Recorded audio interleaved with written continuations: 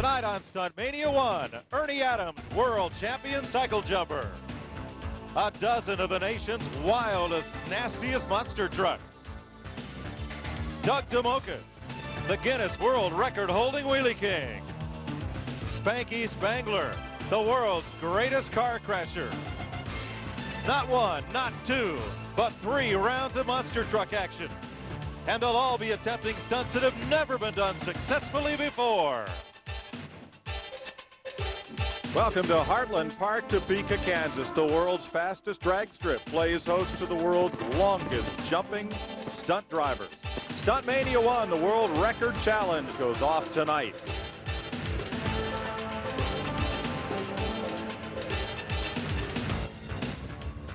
Ernie Adams will jump his motorcycle 305 feet. Spanky Spangler over 200 feet in a Chevy Chevelle. More than a dozen monster trucks on hand to jump for distance. And look at this ramp. The longest, steepest motorcycle jumping ramp ever devised. It stands 4.5 stories tall.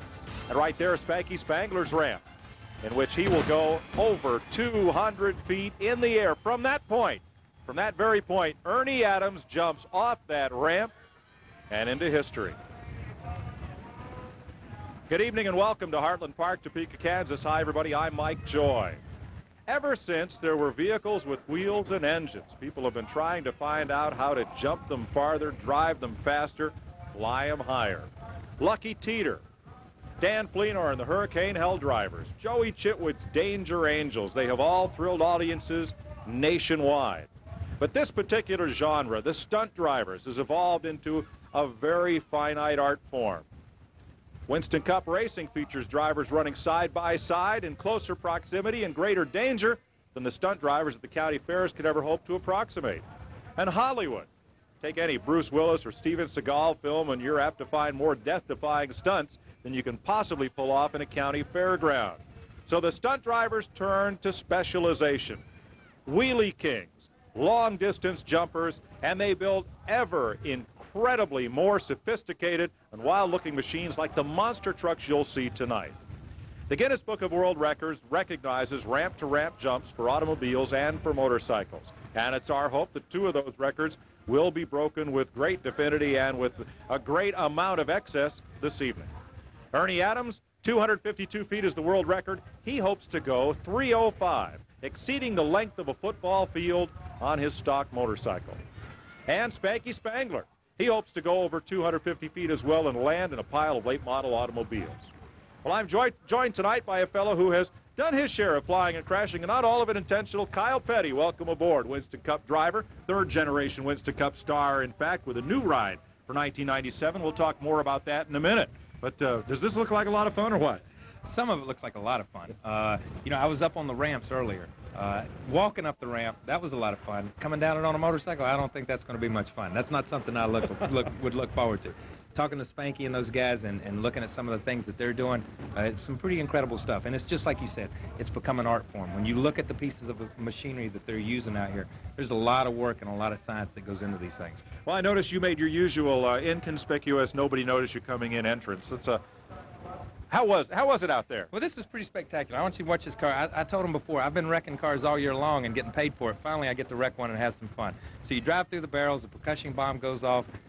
This is where I'm on the brakes hard. This looks like me at Martinsville right there.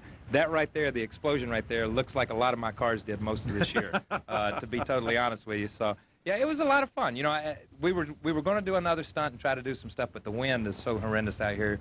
We couldn't get everything set up, but this little Oldsmobile worked pretty good out here. I might have to go to the junkyard when this thing's over with and see if I can drive it back to North Carolina. I think that used to be legal for Winston Cup Racing, but I don't think anymore. So you and the Hot Wheels team set for big things here. Those Hot Wheels, they got a loop-to-loop in that set too. They got a loop-to-loop, yeah. But you won't see me doing a loop-to-loop for any Hot Wheels. Not with my Hot Wheels. With their Hot Wheels, I'll play with them all day long, but not with mine.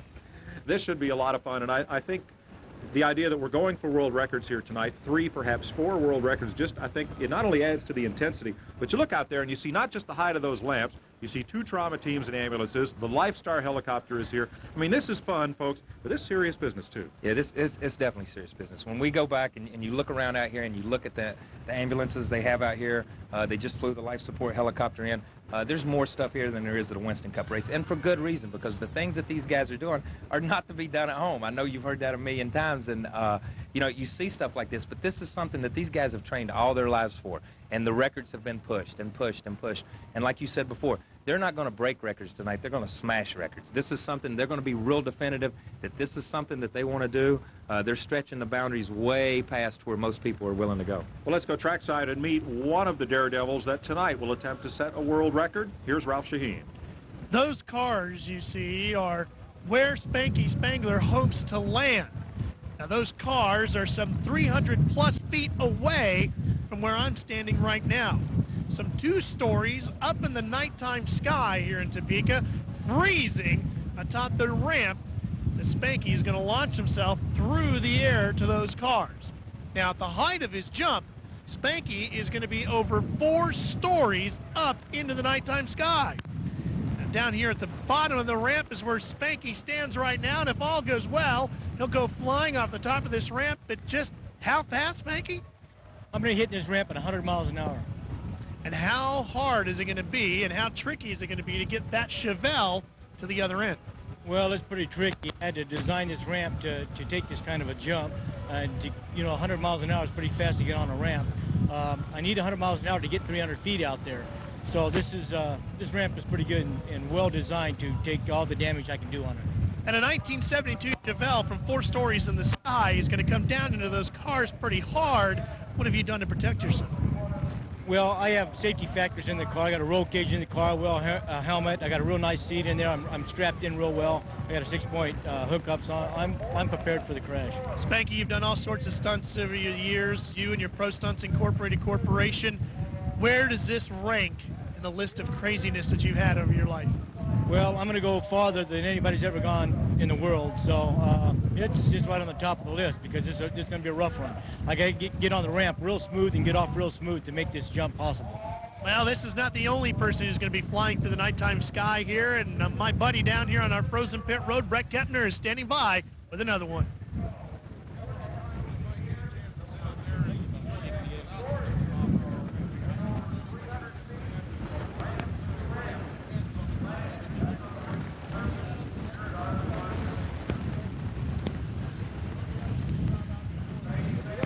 We'll get back to Brent down there in just a moment.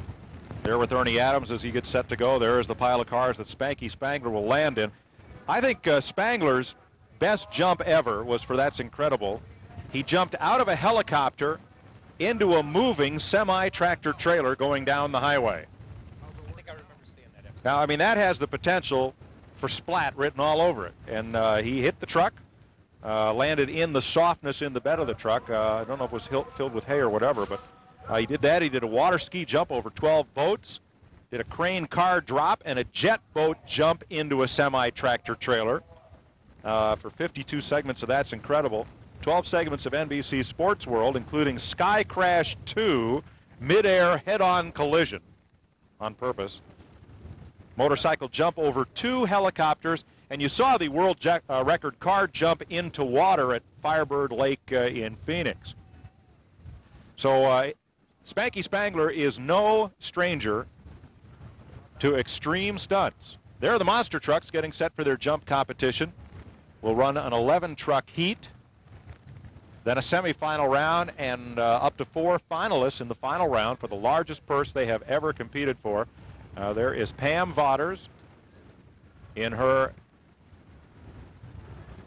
Ford van. That little grocery getter right there is about to make its jump, and the rest of the trucks lined up behind her. Of all of the stunts that we'll see tonight, here's the starting order. Boogie Van, that's Vodders, then Nightmare, Dragon Slayer, Chandler's Bigfoot, the Carolina Crusher, Airborne Ranger, and Barefoot, the Barefoot Dodge, Equalizer, Gravedigger, big crowd pleaser around the country, Monster Patrol, and Predator are the 11 trucks that will be jumping tonight. Let's try Brett Kettner again with Ernie Adams. Yeah, this time I think we're all right. We figured out, Mike, it was a simple problem with the microphone freezing, thank you. But standing next to me is a guy who, as I pointed out earlier when we were talking about the weather statistics right now, this is a man whose very life depends on what's going to happen with the weather later on this evening. Ernie Adams, who has literally spent his life dreaming of this jump. And with that incredible piece of equipment behind us, literally a magnificent piece of construction in itself, it's all coming together. But the question is the wind going to be a factor? And it's a stupid question. You know what I mean? Is it going to keep you from making the jump? If it can diminish some, if it give me any kind of a break, we're going tonight. The construction's there. We've really gone wide on the ramp to take care of any crosswind. Fortunately, this one is coming down the track with me on my back. So hopefully everything will be fine. We'll see. I'm 99% sure we're jumping this thing tonight. You know, before we actually started the show, we talked about the fact that you're doing this for a very specific reason. And now that we have Guinness sanctioning of this particular jump, it means a lot to regulate the industry, if you will. To regulate, just give us some kind of credibility, take us out of the carny atmosphere. Because we do know what we're doing. I haven't been around for 19 years by not knowing what we're doing. And my partner, Richard Kirkpatrick, like I say, it's a we kind of thing. It's not just me. He helps. He makes sure all the T's, and he makes sure everything's done. And really, I've got the easy job. I hope it is easy. I hope it is easy. We've got to get underway here. Good luck to you tonight, Ernie. We'll talk to you again. We'll talk later. Thank you. An unbelievable gentleman with an unbelievable task ahead of him. Ernie Adams' first jump at age 19. He jumped 10 cars in Lewisburg, Tennessee on a motorcycle. One night the ramp broke. They had to take the door off the men's room to complete the ramp so he could complete the jump, and he did it. If there is any way that the wind will subside, Ernie Adams will make that jump tonight. That is the only one of our stunts that is weather dependent tonight. Everything else will go, weather or not. Pam Vaughters drives Boogie Van. It's a 94 Ford Aero Star with a 557 cubic inch big block Ford. Estimated horsepower, 1,500. Just the kind of thing you want to take to the store and bring back the groceries in.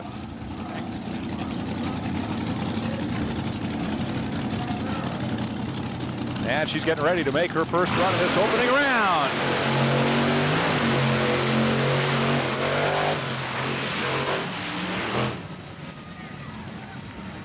I've seen Cup cars didn't handle that well. I've driven Cup cars that didn't handle that well. So Pam Vaughters, they'll take the measurement on her jump and see if she is one of the 8 drivers to transfer into the final. She is 31 years old, stands 5 feet 5, 135 pounds soaking wet, and she's marshaling 1,500 horsepower right there.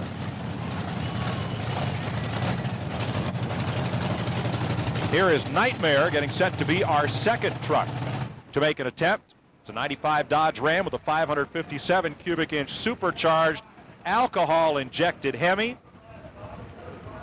This truck weighs 10,000 pounds, puts out over 1,200 horsepower. Andy Hoffman is the driver.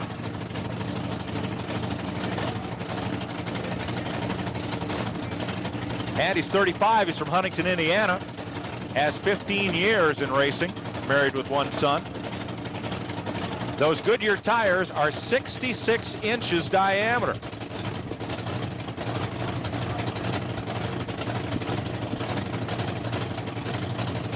There is a look at the ramp that he'll take off from. Little trouble getting fired up here. And running.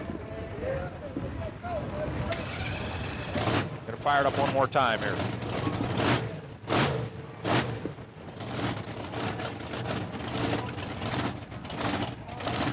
Gets it in gear. My father's got a Dodge truck. They run them on the race team. It doesn't look anything like this. No, it's a little lower down. Runs on the Craftsman Truck Series in NASCAR. It's run here, as a matter of fact. Yeah. I think he did pretty well here. I think he finished in the top 10 here, so that was pretty good. See how Andy Hoffman fares. They are jumping for distance. It's hard to believe this thing weighs 10,000 pounds and is going to jump for distance. That's an amazing fact in itself. Good point.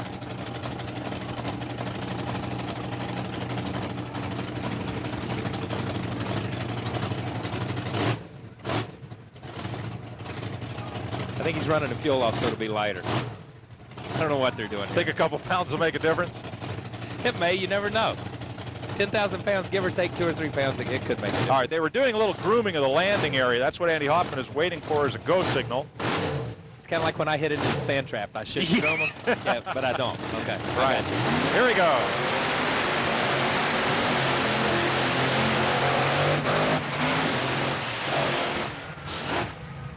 Andy Hoffman trying to be one of the 8 drivers that will transfer to the semifinal round. Good, clean, under control jump. I tell you, we were back here earlier when they were unloading these things out of the trailer. I wish they had some of that on film to see how they put these things in a big trailer and then pull these things out, pump the tires up, put the tires on, do all that. They've got cranes on the back of these big trailers to haul everything around, so it's pretty cool. Next truck moving into position. Let's get down to Brett.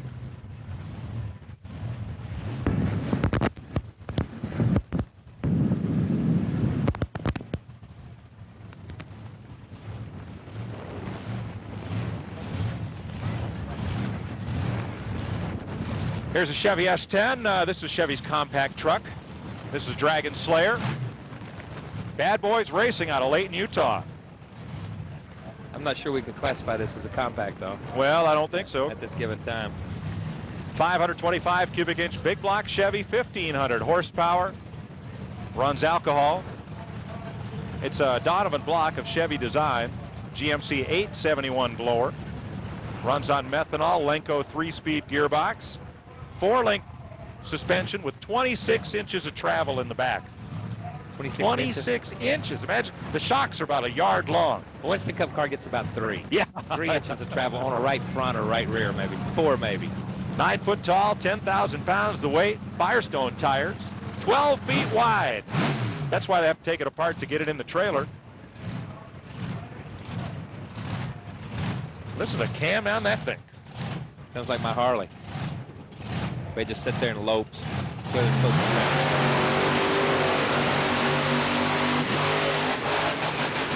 Wow. That's a massive jump right there. Craig Christensen gets some air.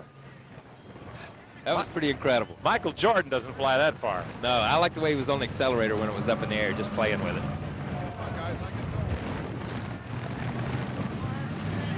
So the groomer comes back out. Christensen goes back to the pit to prepare for what he hopes will be his move into the semifinal round.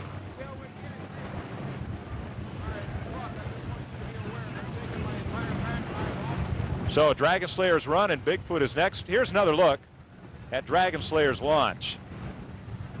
You see the grill bouncing around up there? It's just the whole body is bouncing on the chassis itself. It's amazing. He really accelerated as he came off the ramp. He got a lot of height. The guy before him didn't get quite as much height. I'm not sure about the distance part of it, but this guy got a lot of height up off the jump. Well, looking at the angle of the last part of that ramp, it certainly looks like height is going to equal distance. Bob and Marilyn Chandler's Bigfoots have thrilled crowds for ages, ever since this sport got started. This is a 97 Ford F-150, the new body. 572 cubic inch Ford Hemi, 1,500 horsepower. Again, an 871 BDS blower. On top of that, a Ford C6 tranny. ZF axles, 8 nitrogen-charged Trailmaster shocks and Firestone tires. Front and rear steering on this truck. He's got neck straps and neck braces. He's got everything to keep his head steady as he goes through this. Because even though it's got that many shocks, these things take a pound as they hit the ground. Oh, Dan Ruddy driving Bigfoot. It's a lot of distance, 32 years old from Freeport, Illinois. He's been driving this truck for the last 7 years. Had 6 years in racing prior to that. The Monster Truck Racing Association Driver of the Year in 1993 and 95. These guys keep jumping this far, they're going to have to move the pit a little bit farther down. Because he was well past halfway. Let's look at the launch here. I hope we don't have a man on that camera. That's close.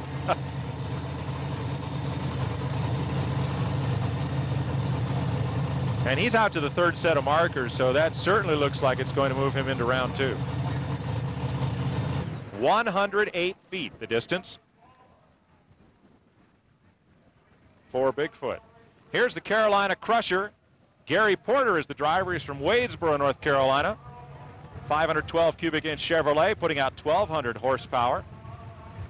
Turbo 400 transmission, a Profab quick change, and Combs 26-inch nitrogen-charged shocks. 66-inch Goodyears on there. That truck is 11 feet high, 12 feet 4 inches wide. Gary is 35 years old. He's been running trucks like this for the last 11 years. 1991 point champion. Says, have you driven over a Ford lately? That's what it says on the tailgate.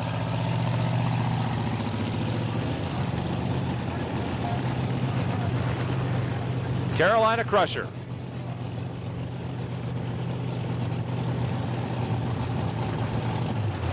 I was walking around down there earlier. A lot of these guys are from the North Carolina area for some reason. So I got to pull for him because he's, being from North Carolina, that's not too far from where I'm at. Yeah, but how'd you like to see that coming at you on Route 220? I don't want to go there. Yeah, you know? Sorry. Yeah, remember that's I remember. That's my there. father in the truck. That's not me in the truck. Okay. That's a whole nother story.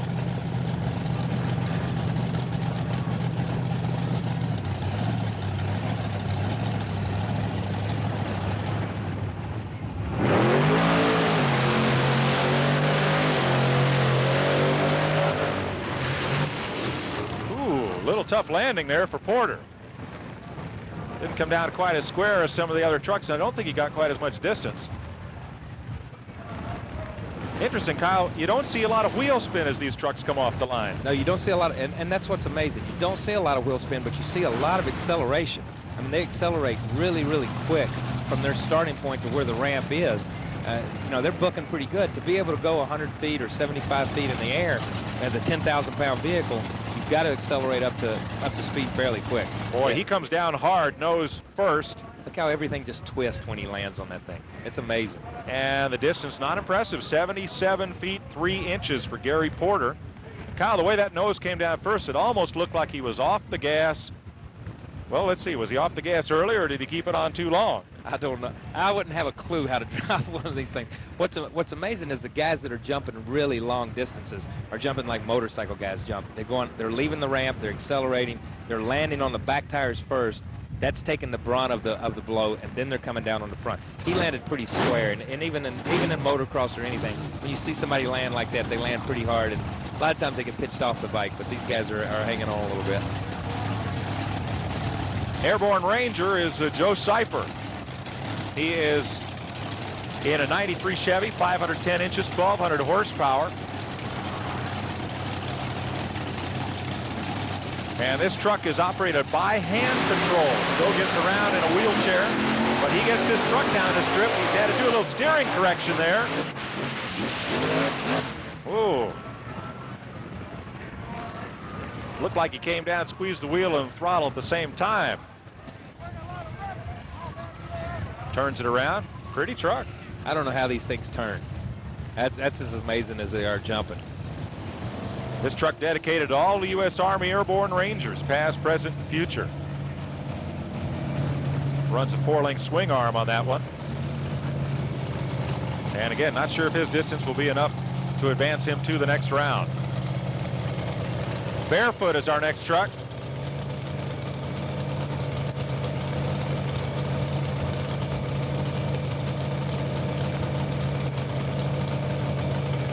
Big factory Dodge set to go. Fred Schaefer's ride. Back-to-back title winner in 92 and 93. 572-inch Dodge, 1,500 horsepower at 6,000 RPM. Blown, injected with alcohol. Joe Cipher's jump only 60 feet. That's going to make it tough for him to transfer. Schaefer helmeted and that big neck roll to cushion the landing. There's a look at Barefoot, one of those new Dodge Ram-bodied machines. I say he's got these Goodyear tires, but look at the front tires. He's got a lot of the tread shape on the front tires.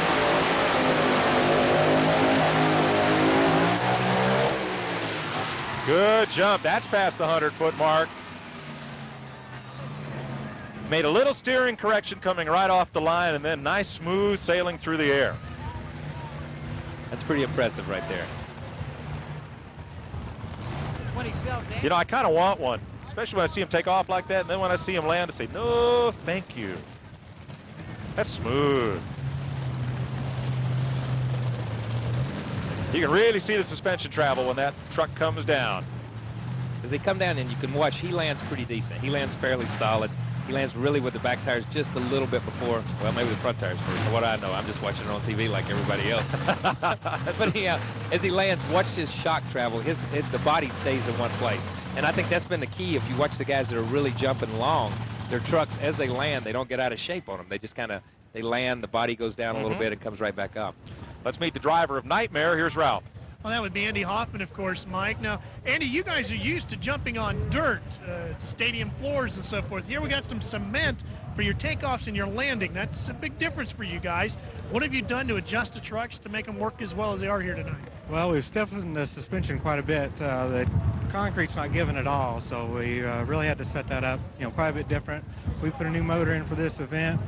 We're going to have to try and get some more horsepower out of it yet tonight, hopefully. Shaving tires has become a big thing as well. Oh, yeah. Shaved tires is a real big help, too. And how well is the track turned out here tonight? Oh, the ramp's a lot better than what we were thinking. We were a little concerned about that, but I think we're going to be all right. And you're jumping into a 35-mile-an-hour headwind. What's that like from inside the cockpit? That's really not affecting us in the trucks. We weigh 10,000 pounds. It's not that big a disadvantage for us. All right. Andy Hoffman, the driver of NITEMARE, hoping he will advance to round number 2, Mike. Thanks, Ralph. You still see a very stiff breeze here in Topeka, 30 to 35 miles an hour. Shakes our cameras around a little bit here, too. There's the view that we have from the Master Control Tower here at the end of the world's fastest drag strip. They launch just from in front of where that ramp sits down in what would be the landing area for Adam's cycle jump tonight, weather permitting. Getting set for our next jumper. The Monster Truck Racing Association sanctions tonight's event. Drivers must have a Class A license. A crewman must be able to shut off the ignition from a remote location in case the truck gets into trouble. And you see some of the safety features that are employed. A NASCAR-type safety harness and roll cage. Deflection shields for the engines to shield the driver. Engines limited to 575 cubic inches. It's not much of a limit. That's not a limit at all. No. And the transmissions must have a safety blanket or a safety bell housing. And that's pretty much the safety specifications. And that's pretty standard stuff. The safety blanket and the 5-point harness, that's basically Winston Cup stuff, NASCAR stuff. So that's stuff that's transferred over into other forms of racing. Getting set for our next jumper. And this is EQUALIZER. David Morris, 89 and 94 point champion in his S10 Chevy. Ooh, that didn't sound, Kyle, like he got all the power to the ground coming off the line. No, and as he landed, there were sparks coming out from under it. I don't know if he broke something as he went up and as he came down. That something seemed to was dragging or whatever. Oh yeah, there's something massive. I think he lost the rear drive shaft. Saw it spinning there as he went around. He may have lost or broken. Yep, there goes the universal joint. Yeah, it's kicking Let's see if we can pieces out spot left it here. and right. David Morris out of Springfield, Tennessee. You don't really see anything as he goes off the jump.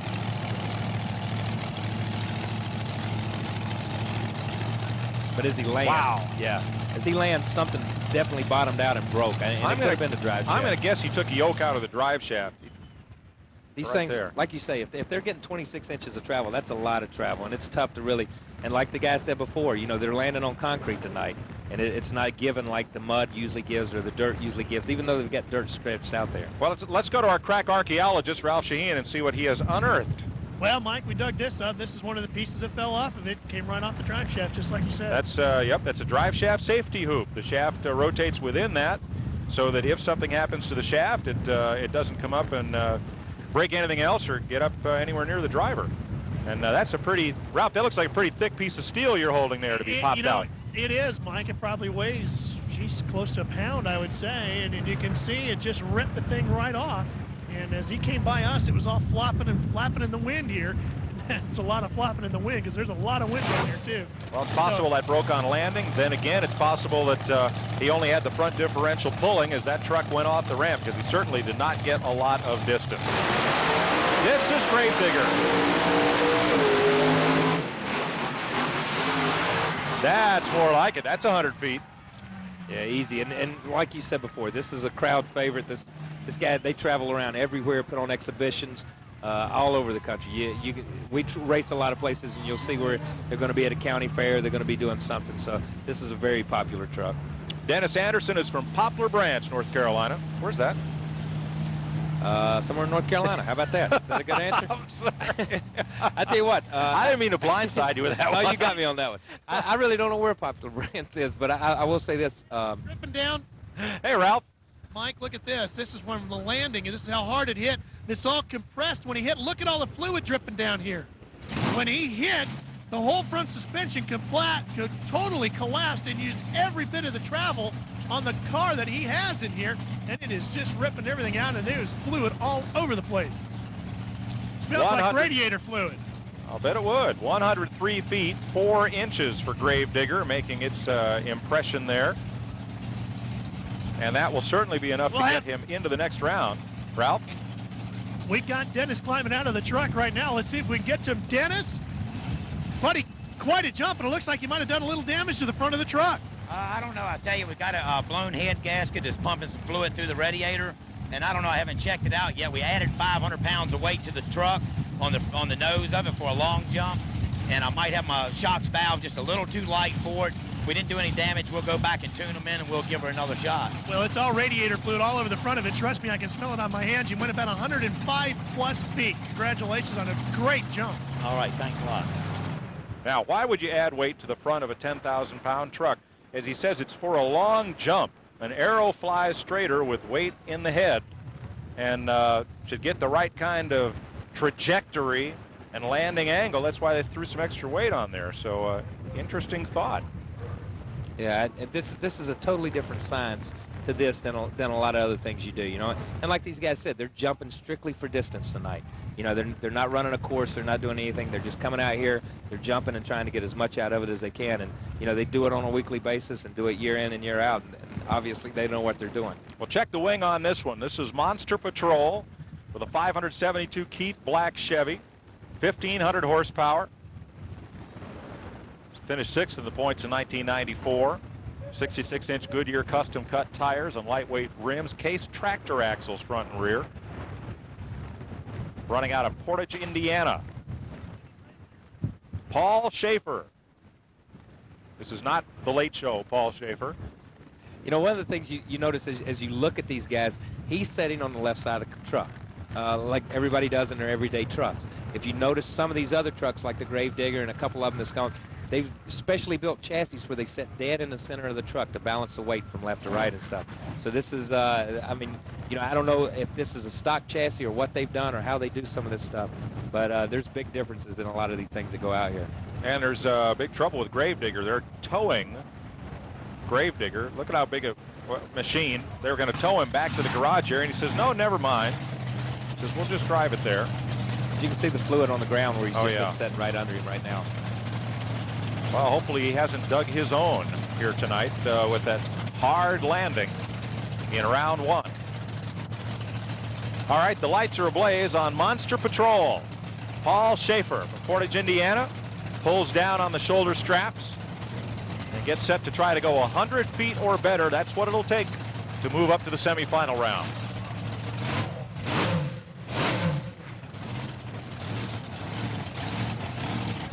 Coming up to the staging line and set to go.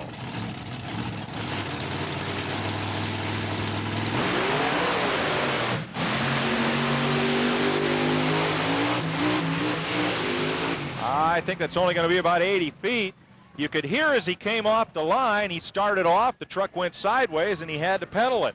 Yeah, he had some power. When he mashed it to leave the line, it pulled the front tires off the ground. And he's one of the first ones we've seen that's really been able to accelerate and pull the tires that much. Maybe that's why he's got the wing on that thing to try to plan it, like the drag cars that run here at Topeka most of the time. But you know, he definitely had some juice when he left. Yeah, as he came off the line, the truck veered to the right, and he really had to get out of the throttle to get it started in the right direction. There he goes. You can see where the truck, nose of the truck comes down. He had to get out of the throttle, and that hurt his distance. Paul Schaefer, Monster Patrol, looks to be 85, 90 feet. And it's going to be close whether he makes the cut for the semifinal round. 93 feet is the official distance.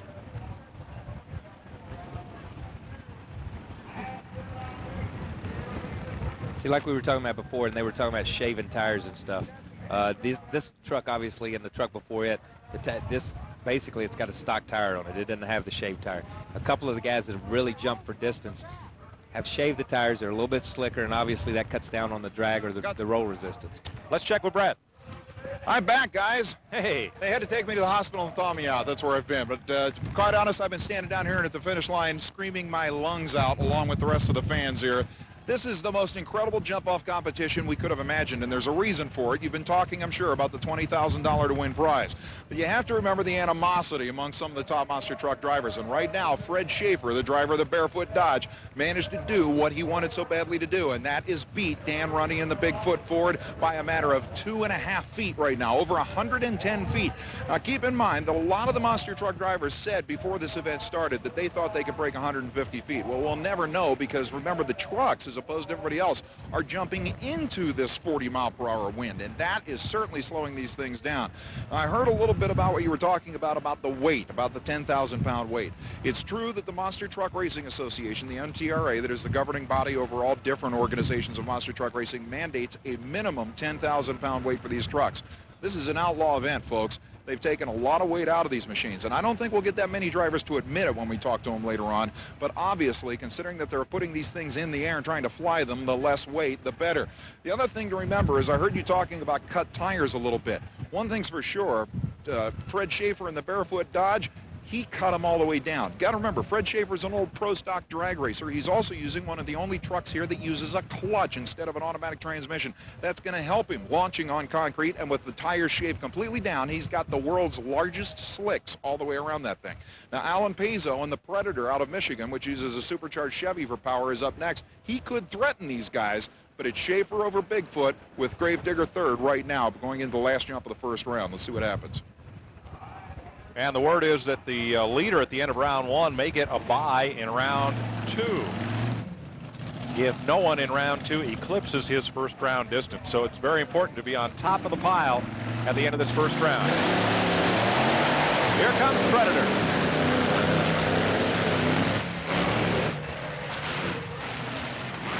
And I think the Predator has fallen victim to the bigger fish in the pond here tonight.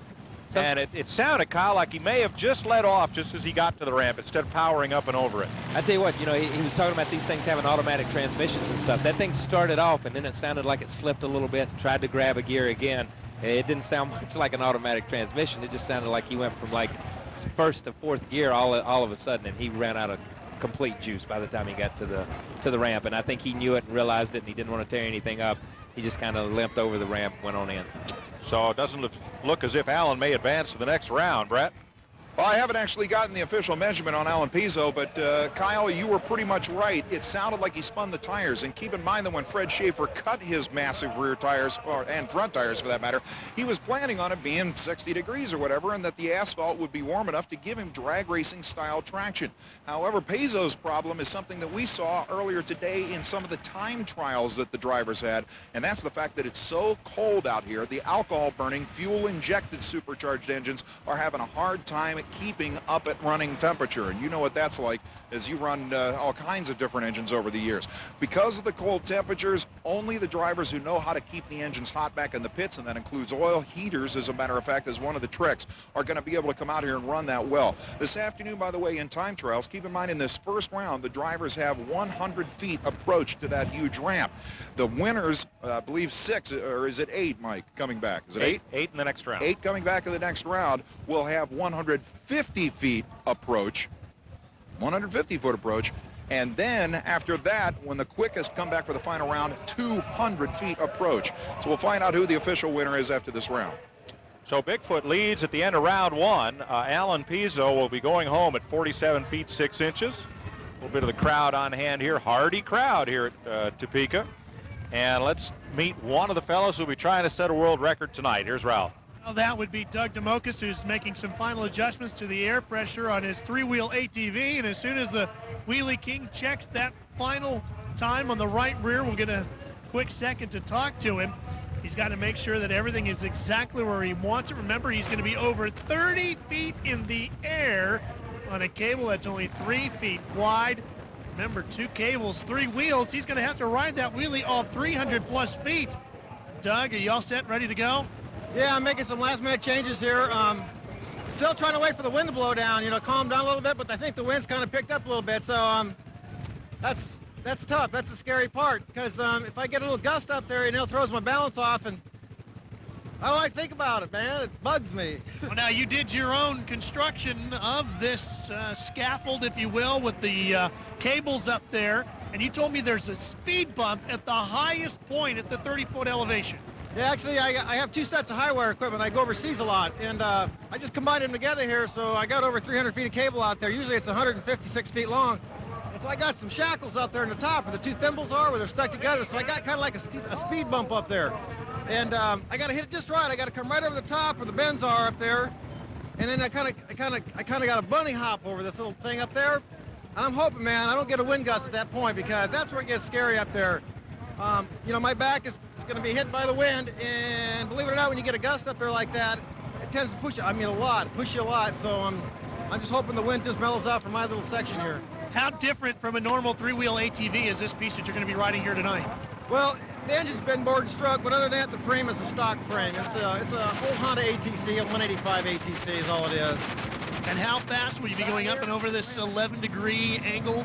Well, that depends on the rigging on the cables out there. Now, I've never rigged this up 30 feet high before. I brought it from California straight here, and we rigged it up for the first time yesterday. And I haven't tested it. There's one span up there before I get to the very top. There's a wide span where there's no supports. See, it'd be almost impossible. I would say impossible to pull those 5/8 cables tight enough for the full length of the thing, because you get this twisting effect up there. Okay, and that's going to be the real critical part. That's the pucker factor area right there. And if the cable's not tight enough, you'll see me go a little fast. I'll feel it out. If it feels pretty rigid, I'll go, a pretty good pace and feel the wind and everything. But if it's sloppy at all, man, I'm going to haul butt. The Wheelie King is about set to go. 300 plus feet at over 30 feet in the air, all on the rear 2 tires of this 3-wheel ATV. It's going to be incredible, Mike. And it's coming up shortly. Doug DeMokas, the first of our world record attempts here this evening. And I'm corrected, barefoot, not Bigfoot. It was barefoot that was our first round leader in the monster truck jump off here this evening. As Doug DeMokas, he's putting some air in his tires. And I like this. He's got a hand pump. You got. I tell you what. I was out in L.A. earlier this year to do some stuff for at a cable show out in L.A. and saw Doug for the first time and saw him ride this 3-wheeler on a smaller deal. He was only like 10 or 12 foot in the air, and he is incredible on any type of motorcycle or 3-wheeler. He's got one thing that he does rollovers on. He puts on an incredible show as far as motorcycles. And he goes around and he does this at high schools and at schools a lot of places and gives a good say no to drugs message. It's a great show. I first saw it at the Daytona Motocross. He rode the whole Supercross course on one wheel. No air, just one wheel. Let's go down and meet the leader of the monster truck round 1. Here's Brett. Yeah, I heard you down there, Mike, saying it was Bigfoot, it was Bigfoot, it was Bigfoot. Now tell that to this guy. It is Barefoot that is leading this deal. 110 feet 4 inches to 108 feet for Bigfoot. I actually had to go over and check the official scorekeeper's records myself. Fred Schaefer, the driver of Barefoot, the only true Chrysler-powered machine here. I'm one of the few trucks with a clutch. You cut the tires down to near slick status. You got all that drag racing experience in the back of that old head. Do you think that's what helped, or is it just getting too cold to hook them up? That Dodge Ram helps a lot, and that Dodge horsepower, that's where I take my hat off to. Well, $20,000 to win against the people that you quite honestly are not big friends with. I mean, there is no love lost between the Barefoot and the Bigfoot team, and even Dennis Anderson is in there close at like 103 feet. Now, in the next round, you're coming out with 50 more feet approach. Is that going to help you? Is the wind going to hurt you? What's it going to be? We get hooked up down there. I think we can still go a little bit further, Brett. We still got some left. Now the landing has got to be a concern. I mean, if you start pushing it as hard as you possibly can in the second round, you're going to start breaking this thing, and you won't even be around for the final. If we can stay together, we're looking real good. What's the hardest part of the truck abuse-wise? What's it taking the worst? Well, the knuckles and stuff, and also the RPM we're turning. When we start backing up, we're going to be turning the engine a lot higher, around 10,000. Now, we tested you this afternoon in time trials, and you were running over 54 miles per hour in this thing. Is that about what you expected? I didn't want to run my best shot out there with a radar gun today because I didn't want anybody to know how fast I really can run. So you're playing with him again. I was letting off a little bit early. Well, now, if that means if you were doing that, then you know darn well that Bigfoot and everybody else wasn't playing the game either. I think you're right. I don't think anybody wanted to show their best hand in front of the radar gun. I think you're going to see the best hand right here on the TV. So in other words, stick around because we don't have any idea what the real power of any of these things are. Back to you, Mike. Thanks, Brett. Barefoot leads Bigfoot and the rest of the lineup here as Doug DeMocos. And Kyle, he sounded genuinely concerned about the wind that he's going to face out there tonight. And you can just see it gusting there and almost blowing the shirt off his back there. There, 30 feet high, stands that speed bump he talked about. Now, those cables look very taut now, but when you put 170 pounds of rider and a couple of 100 pounds of three-wheeler on them, that is going to be quite a bump when he gets to the top there. Now, the chain binders you see there, he's checking the tightness, trying to take the last little bit of slack out of that cable before he goes up there. Doug DeMocos has wheelied atop the Empire State Building. He has the world record, the Guinness record for the long distance wheelie, set in 1984 at the world's fastest speedway at Talladega, Alabama. 145 miles on the back wheel of a motorcycle. That's the record. He's wheelied up and down Lombard Street in San Francisco, the crookedest street in the world. And he passed the state of Georgia motorcycle driver license test on one wheel. Now, round one, Boogie Van, Pam Vodders at 65 feet, matched by Nightmare, Dragon Slayer, 86 feet. Bigfoot in second place, Carolina Crusher. Airborne Ranger at 60 feet. It looks like will be eliminated along with Equalizer and Predator. That would mean that Gravedigger and Monster Patrol also move on up to the finals. So that's after the qualifying round. The semifinal round from a further distance out is next. You notice the outriggers on the front wheel of DeMocos' trike there. That is in case the bike loses its balance and goes down. He does not go straight to the ground. He has a chance to save it with those outriggers.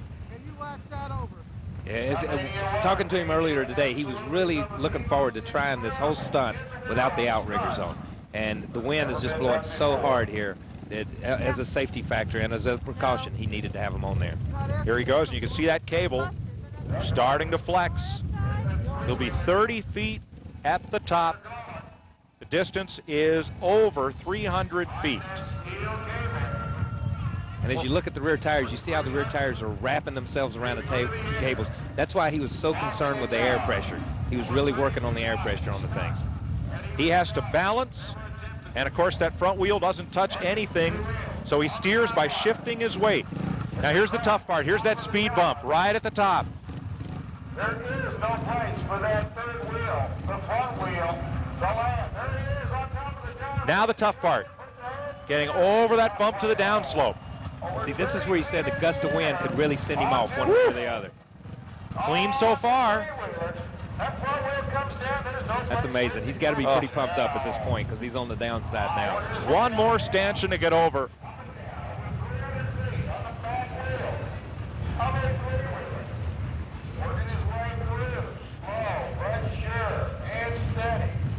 I'm going to tell you what, TV doesn't do this justice. No, he is up there. He's got a lot of height there. You have to be here to see how high up he really is.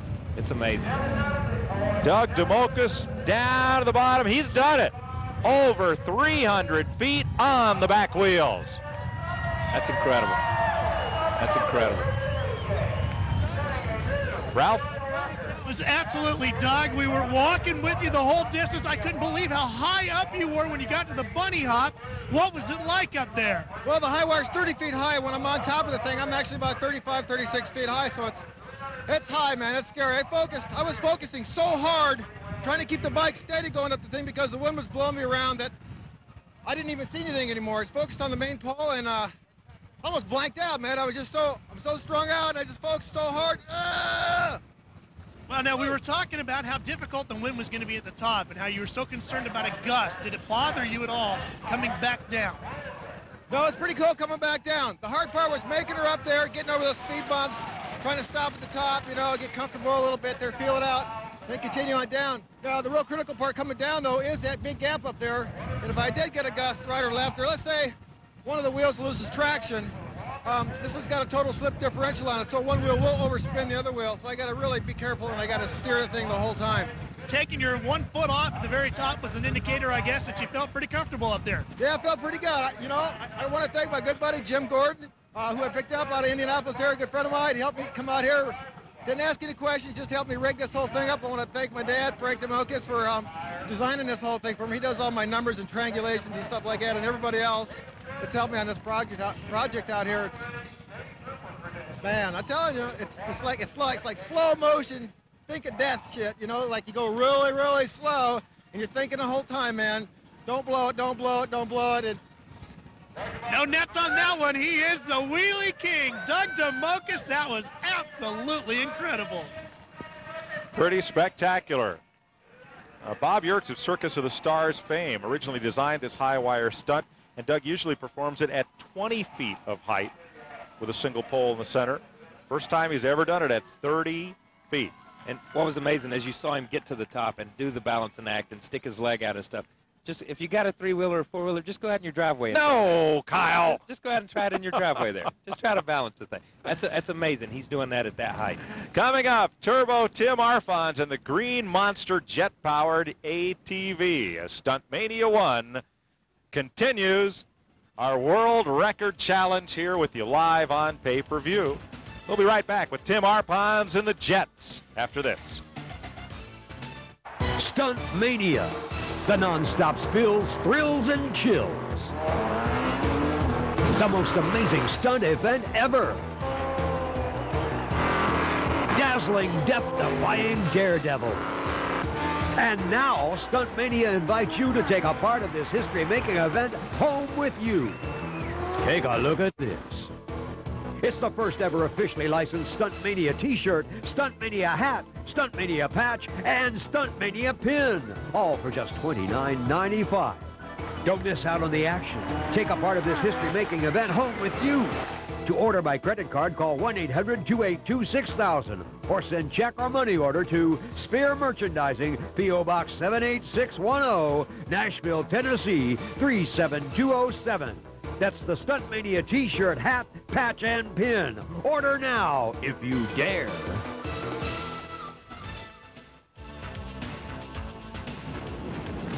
Kyle Petty will deliver that merchandise straight to your door, along with the bandages for when you try your own tricycle stunt in your own driveway. Don't do this at home, folks.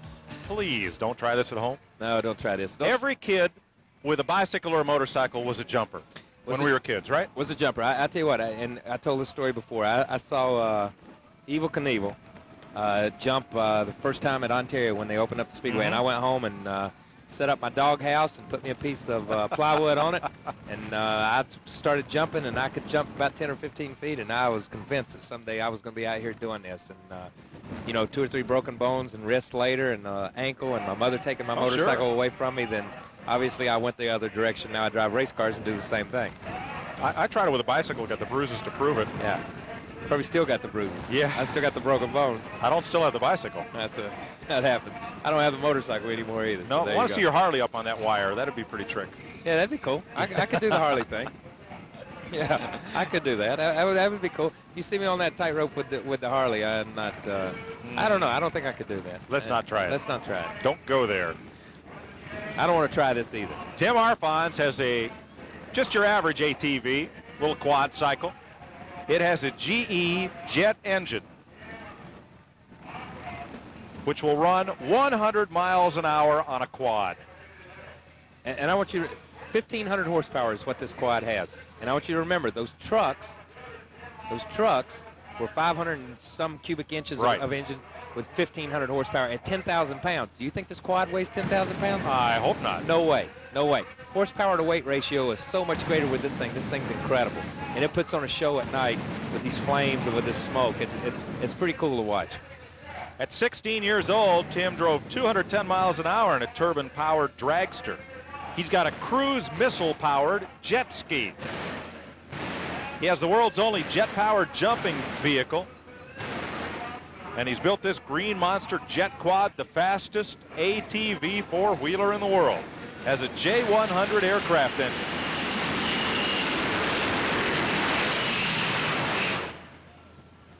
Over 100 miles an hour in less than 4 seconds in 300 feet. It's incredible. The camera angles, some of the camera angles we have here and stuff really doesn't do this stuff justice to see the speed and the acceleration that these things have. And it's not 1,500 horsepower, Kyle. It's 1,500 pounds of thrust, that jet puts out. It weighs 600 pounds, that unit does. It's 12 feet long, made of 4130 chrome moly tubing. Has four-wheel disc brakes. Tim wants to bring out some turbine-powered street bikes in 1997. Maybe you can replace your Harley with one of those. I don't know. You can't replace the Harley. Well, Remember no, that. of course not. Let's get down to Brett and meet Tim Arfons. Buddy, you're going to be happy with this one. Would you believe that thing into a headwind just went 108 miles per hour? Yeah, I would believe it. It sure felt strong. It was coming on really hard there the last 100 feet. 108 into this headwind. That means this thing will probably go 120. Oh, it's still accelerating. It's unbelievable, but it was straight as an arrow. Yeah, it was real straight until I let off it, and just when I got into brakes, it was a little bit, but that thing's beautiful. It just handled like a dream. Congratulations, because I know that was the biggest wind chill anybody had to deal with. Thanks a lot. I'd like to say hi to TJ. Great job. There he is, another record holder, folks. Tim Arfons' dad with the Green Monster, former world land speed record holder. There's Uncle Wall, also in the speed business. And there's another look at Tim Arfons and his 1,500 pounds of thrust. 0 to 100 miles an hour and 300 feet on a 600-pound ATV. No, thank you. It's, you know, I grew up in stock car racing, and obviously my family did with the Petty name and stuff. And the Arfons name, as far as jet-powered vehicles, other than aircraft, is just incredible to watch, to see how that family has progressed. And Tim grew up with it, and obviously he's carried on, and he's probably got kids coming along after him. Well, the Monster Truck semifinals are coming up here in a minute. And we're checking once again with Forbes Field and the FAA tower on the wind situation here at Topeka to see if Ernie Adams can make that sky cycle jump. And Spanky Spangler trying to go over 200 feet in that automobile. Let's get an update from Brett on the Monster Trucks. Well, I was just going to say, gentlemen, that this particular round, of course, they will have 50 extra feet of approach room, and that is going to make a world of difference from 100 feet approach to those 5-foot high ramps to another 100, well, it's going to be 150 feet when they start this time. And again, this will determine the finalists that will come back for $20,000 to win. More importantly, however, this is where it gets serious, because obviously the trucks that are coming out right now have already proven themselves in the initial jumping competition. I would fully expect to see a few people in this round. Certainly don't want to pick any names individually, but fully expect a few people to push this a lot farther than needs to be here in the semifinals. This could be a really scary round. Well, that's only 4 drivers will advance to the final round for a shot at the $20,000 first prize. So 150 feet is going to be the startup distance here. You know, these guys they had 100 feet before, I guess, was their startup distance, and they were jumping 110 feet. You know, so when these guys start jumping 100 or getting 150 feet of startup distance, or 200 feet in the next round, whatever it be, they were talking about jumping 150 feet. That's incredible with these pieces of equipment. Especially with a 10,000-pound truck. So Nightmare, Equalizer, the Carolina Crusher, Dragon Slayer, Monster Patrol, Gravedigger, Bigfoot, and Barefoot. That's in the reverse order of how they qualified for this semifinal round. There they are. So now wait a minute. Barefoot goes last this time. Does Barefoot get a bye if nobody jumps further than 110? Was that the way it was? I believe that's the way the rules were explained to us, is if by the time he gets to go, if no one has exceeded the distance he ran in the first round, he gets a second round bye and goes straight into the finals. That's the advantage of being the fastest qualifier. And those are the rules. Or longest qualifier, excuse me. Okay. I'm still going around in circles here. I got you, and that's the rules, right? That's the rules. I drive Winston Cup cars. I disregard all rules. You know that. So I don't have a clue what they're talking about when they start throwing these rules out. Would you like to try this? I'm not sure. Now, I'm going to tell you what. I wouldn't mind getting in one and just kind of like messing around. I'm not sure I want to jump. And if I jump, I don't want to be that close to a guardrail. I mean, they're pretty close. When you really get down here and start looking at where they're at, they're jumping in a tight little area. But I tell you what, walking around here, you know, today and looking at the trucks, the monster trucks, looking at the motorcycles, looking at Doug's bikes, looking at Ernie's bikes, looking at all the stuff Spanky's got. There's some pieces of equipment here that rival anything you see in IndyCar racing or drag racing or Winston Cup racing. I'm telling you, a lot of thought, a lot of engineering goes into these things. It's not this that they just go out and build a big truck and decide to do something with it. There's a lot of engineering that goes on. Oh, the craftsmanship and the ingenuity and engineering is pretty tremendous. Round 2, the semifinal round. 8 trucks, only 4 advance.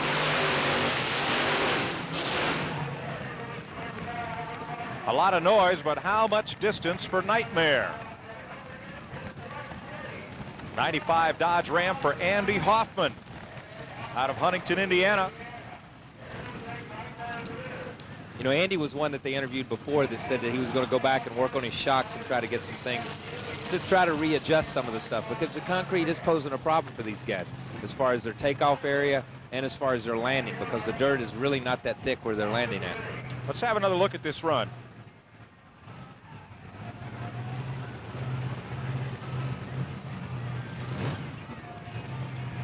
Oh, a lot of height. And he's right at about the 100-foot mark. He only a little shorter than last run. Excuse me, longer than his last run at 80 feet 5 inches.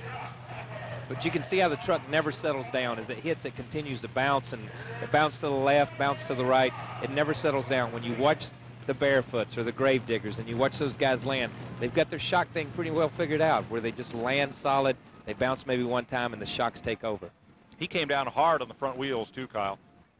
And then that started that rocking motion back and forth. It took a while for that truck to get settled. Yeah, it takes a long time for these things to settle down. Carolina Crusher comes into the blocks next. Equalizer has lost an engine and falls out of this second round. So it brings us to Carolina Crusher.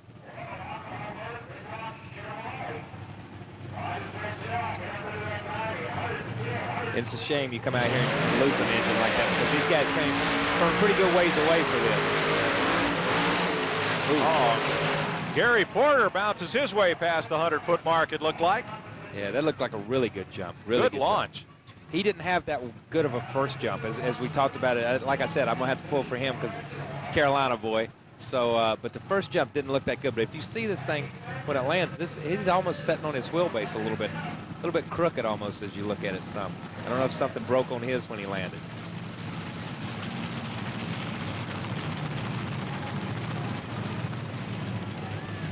A lot of height in this jump. Lands pretty solid. Yeah, pretty square, but he gets off. It pitches to the left a little bit, and the body rolls to the right. And he could have broke a shock or something on that one, because it looks like it does get away from him a little bit here towards the end. So there's Gary Porter. About to climb out of his Carolina Crusher. 108 feet 6 inches. That is the second longest jump of the night, Brett.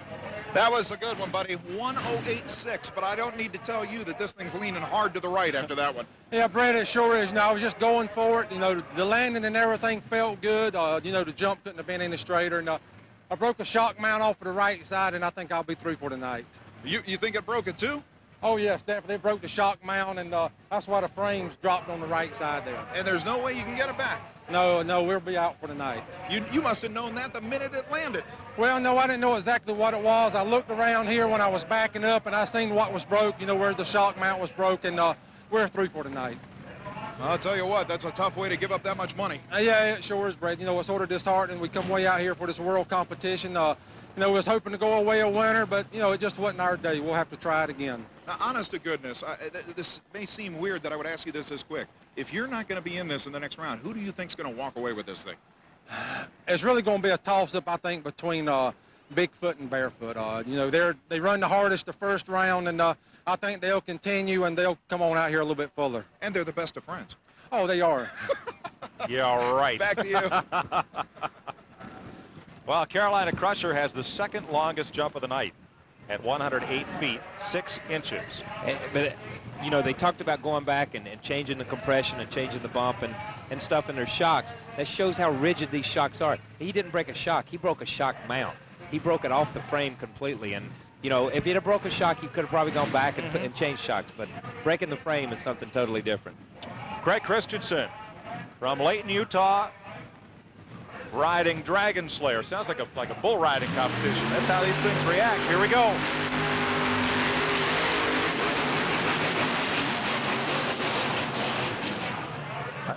I didn't think that thing. Whoa! Watch that guardrail. Didn't think that thing was ever going to idle down. No, I didn't either, man. And it got away from him when it got back on the pavement there. It got away from him a little bit. I think the Dragon may have gotten Craig. Craig spends a lot of time with community projects, Boy Scouts, and DARE programs when he's not racing. A little steering correct there. Another one. That thing hit really hard right there. Really hard. Look at that You right look at rear the axle. Yeah. See, these guys, just like they said, you know, this concrete is so hard. They're landing on this stuff, and it's breaking stuff. And if they start pushing it and trying to pressure things, they're going to break stuff like this. He is right close on to 100 feet. I believe it's going to be 98 feet and change. 98 feet, 3 inches for Craig Christensen. Another look at it here.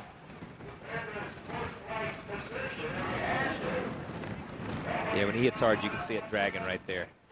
Just spins him to the right. So now your truck has got to run long enough to get to the final round, but it's got to be strong enough to survive to get to the final round. He's going to try to drive this thing back in, it looks like. And he can probably get it back in. And you were talking about him doing community work and stuff. You know, a lot of these guys that drive these big trucks do a lot of community work and a lot of charitable work, and especially with kids, because kids love these trucks. Oh. You put one of these things to a Cub Scout meeting or Boy Scouts or at a local community center or something, or at a dealership, and people just flock to them. Pretty neat deal. Let's go to Brett. Well, actually, we're waiting to see Craig even get it over here to the turnoff road. I think it may have broken the throttle spring. Believe it or not, I think he broke the throttle linkage when it landed. He's reaching behind him, and I don't think we're going to be able to stop him, but that was his best jump of the night. We know that. And keep in mind that that truck uses a Bruno transmission. It is a combination automatic transmission and manually shift transmission. It's basically a Lenco clutchless transmission with a converter, and it's one of the harder launching trucks out here, but so is Paul Schaefer, the guy coming up. Paul Schaefer is on Monster Patrol with that 572 Keith Black engine. 1,600 horsepower, they claim for this one. Has custom-built gas shocks and springs under it. He's got to go long enough to make the finals and be strong enough that the truck will run in the final round for $20,000. And he comes to stage. Paul Schaefer from Indiana, Monster Patrol.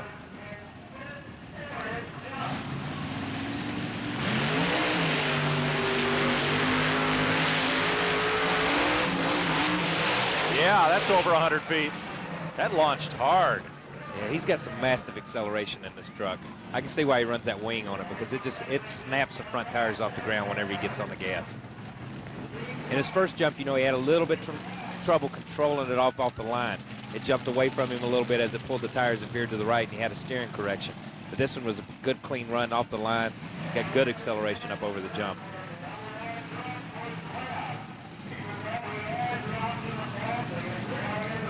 There's the 100-foot mark, and he's well past it. These guys keep jumping like this. I think Barefoot's going to have to jump. Paul Schaefer ties for the 3rd longest jump tonight at 108 feet. So that's the 2nd longest jump of this round, tied for 3rd longest tonight. Brett? Well, that's good news for the man coming around the side here. You know, this guy used to race up around Chicago, land in late model stock cars. That's where that big wing came from. So Kyle Petty, who just watched your jump and said, man, that's about as much air as we've seen from anybody, he was impressed, and it was 108 feet. That should give you a spot in the final. I hope so. We got this Van Sentence racing motor running pretty good, and we worked real hard, and this is a tough track. Yeah, I mean, you've never been in a situation where you have only had to gear this truck for sheer acceleration on asphalt before. Yeah, and only farthest I ever jumped was probably 50, 60 feet indoors and outdoors, but this is a new experience for me. What's it like up there? I tell you what, I can see all the people in the grandstands way up in the lights. Look down on them. I'm telling you. Good job. Thank you. So Paul Schaefer may advance, and we're told that Fred Schaefer has chosen to run this round with barefoot, even though at 110 feet 4 inches he doesn't have to. But he is gearing up for that final round, and so he will make a run. There's some family autographs on Spanky Spangler's jump car, wishing him good luck and happy landings. He's going to try to go the length of a football field tonight as Spanky's daughter signs in. There's Christie signing the release sheet there. Yeah. And the world's most famous car crasher will try to launch that Chevelle over 300 feet in the air.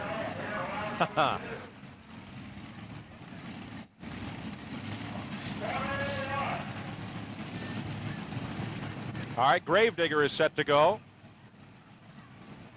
for his second run. Remember the problem that Ralph alluded to with the cylinder head and leaking antifreeze. No matter.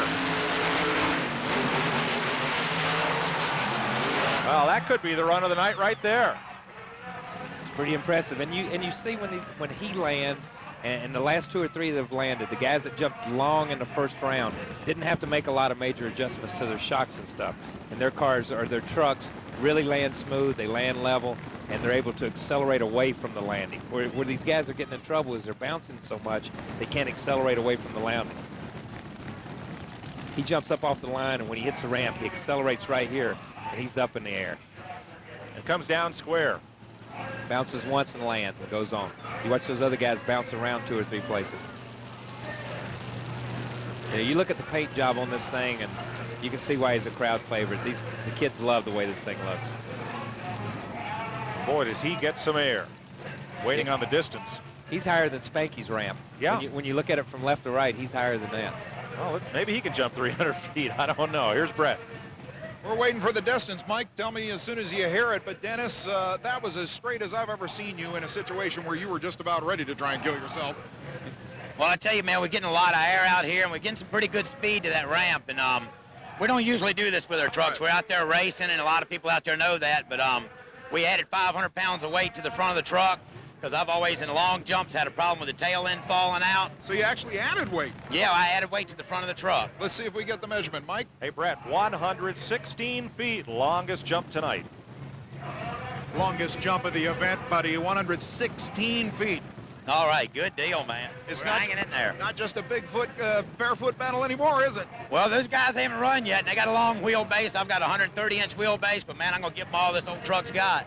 You got 2 things that are bigger than theirs that I know of, buddy. All right, Let's see, that would be the wheelbase and something else. Maybe the motor. Maybe. Let's just call it those 2 anyhow. That'll do. All right, Bigfoot is next.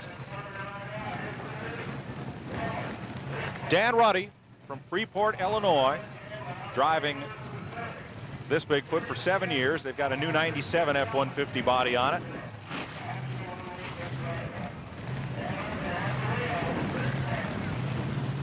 This truck originally built in the 1993-94 season. Jumped 108 foot last time. Whoa! Hard nose landing. And he had to make a big steering correction to keep that thing upright after the first bounce. Yeah, that's pretty wicked right there. That could have been bad right there. But that just comes from years of driving these things and knowing what to expect and knowing how to anticipate which direction the truck's going to be. He was on top of it the whole time. This is one of those landings where you want to call Houston, we've got a problem. You see as he accelerates and he jumps over the ramp, the thing begins to nose over really quick. Wow.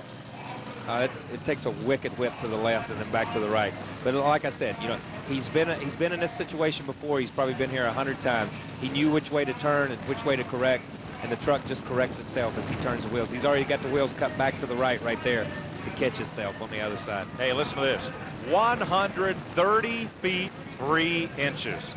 That's incredible. Here's Brett. Coming out of the truck is one member of the Bigfoot crew. Jim Kramer, I want you to come over here as well, because along with Dan Runny, the driver of this thing, here is the man that started monster truck jumping in the world, and certainly a man that Dan, you'll admit, taught you an awful lot of the secrets of this. Jim Kramer, the original touring monster truck driver. Folks, over 130 feet, longest jump by, what, 12 feet? Thank you, thank you. Teamwork, teamwork. Ford Bigfoot's running good, and like he said, teamwork. We got to take it all back to the shop. You know, we got a great bunch of guys there at home. Hopefully they're all watching. We'll have to wait and see what happens one next time. We're going to go for maybe 140. Well, obviously, the bad boy, as far as you guys are concerned, is still yet to come because Schaefer wants your butts. I know you want it just as bad. In fact, you're here under orders from Bob Chandler to do everything you can to beat him, and you can't deny it. Yeah, we are. You're exactly right. Brett, we got him nervous, though. We got him nervous, I guarantee you. With these Firestone tires, the way they're hooking up, we can do it. We can make 140. Yeah, we can. Yeah, we can. We'll see. Thanks. That's a tough landing to recover from. Yeah, it is, but those guys are pumped up, man. You can tell they came for blood tonight, and I think they're after it. They got these guys running scared right now. You gotta admit, you got a guy that's jumped 130 feet. You gotta have everybody else a little bit nervous, especially this guy. We can see how he was talking before. You know, he's got the shaved tires. I think this guy, he's going for bear too. Like he said, he didn't show him all he had to qualify. Barefoot, Brett Schaefer. That's out there. That's a pretty awesome jump right there. That's pretty awesome. And he didn't seem to have any trouble with the landing. You know, he didn't seem to be straining himself one way or the other. Brett Schaefer out of Pontoon Beach, Illinois, with 3 world championships in his pocket, looking to add this long distance jump title. We'll see when we get the measurement if he's the leader in round 2, but let's have a look here. What a clean run this was. He had a little trouble right there. He had to correct about halfway down towards the ramp, but then as he accelerates, he gets tons of air right here, tons. And he is up, and like I said before, they're going to have to move the pit, man, because they are out jumping the pit right now. Little nose-heavy landing, but none of the problems that beset Bigfoot. Nice and straight, big bounce. But you can't expect these guys, if they're going to go 130 or 40 feet or whatever they're going to come down on their nose at some point. Let's get down to long Ralph Shaheen. How long is it? Mike, how about 141 feet, 1 inch? That's awesome. That's unbelievable. That's an incredible jump. These guys said that 150 feet were in their range, and they backed it up. He jumped 30 feet further that time than he did the first time, or a little bit over 30 feet, I guess. Look at the bear prints there. That's an incredible jump. 141 feet, 1 inch, and Fred Schaefer will take that lead to the final 4-truck round. I want you to see where these guys are right here at 150 feet. They're at the end of the pit right here. Even though they're backing this thing up and they're trying to do this stuff. 150 feet, they're all but at the end of the pit. Yeah, they better rake that all the other way. All the other way. They keep need to raking. They need to come back here where it says 110 feet and rake it all to the other end. A little chilly, but a little hot excitement here at Heartland Park. Here is Brett with our semifinal round leader. Well, I want to know what happened to the glasses. They flew off. That's what I thought. Your glasses might have flown off on that run. I'm sure you saw Ronnie ahead of you, over 130 feet. You had to give it everything you had. 140 feet, buddy. It ain't over. Great, it's not over. He's right. Now, I saw you get out of the truck and you were concerned. Is there something wrong, maybe? Yeah, I got a problem back there. I got to get over and find it. My glasses flew off when I landed, and I need to get over there and see what's wrong with my truck. Broke rear end, hurt motor? I really don't know. I just started dragging like the brakes was locked up, and it could be that. It could be locking the brakes up when I got on the brakes there. It ain't over, buddy. 20,000, it's still there.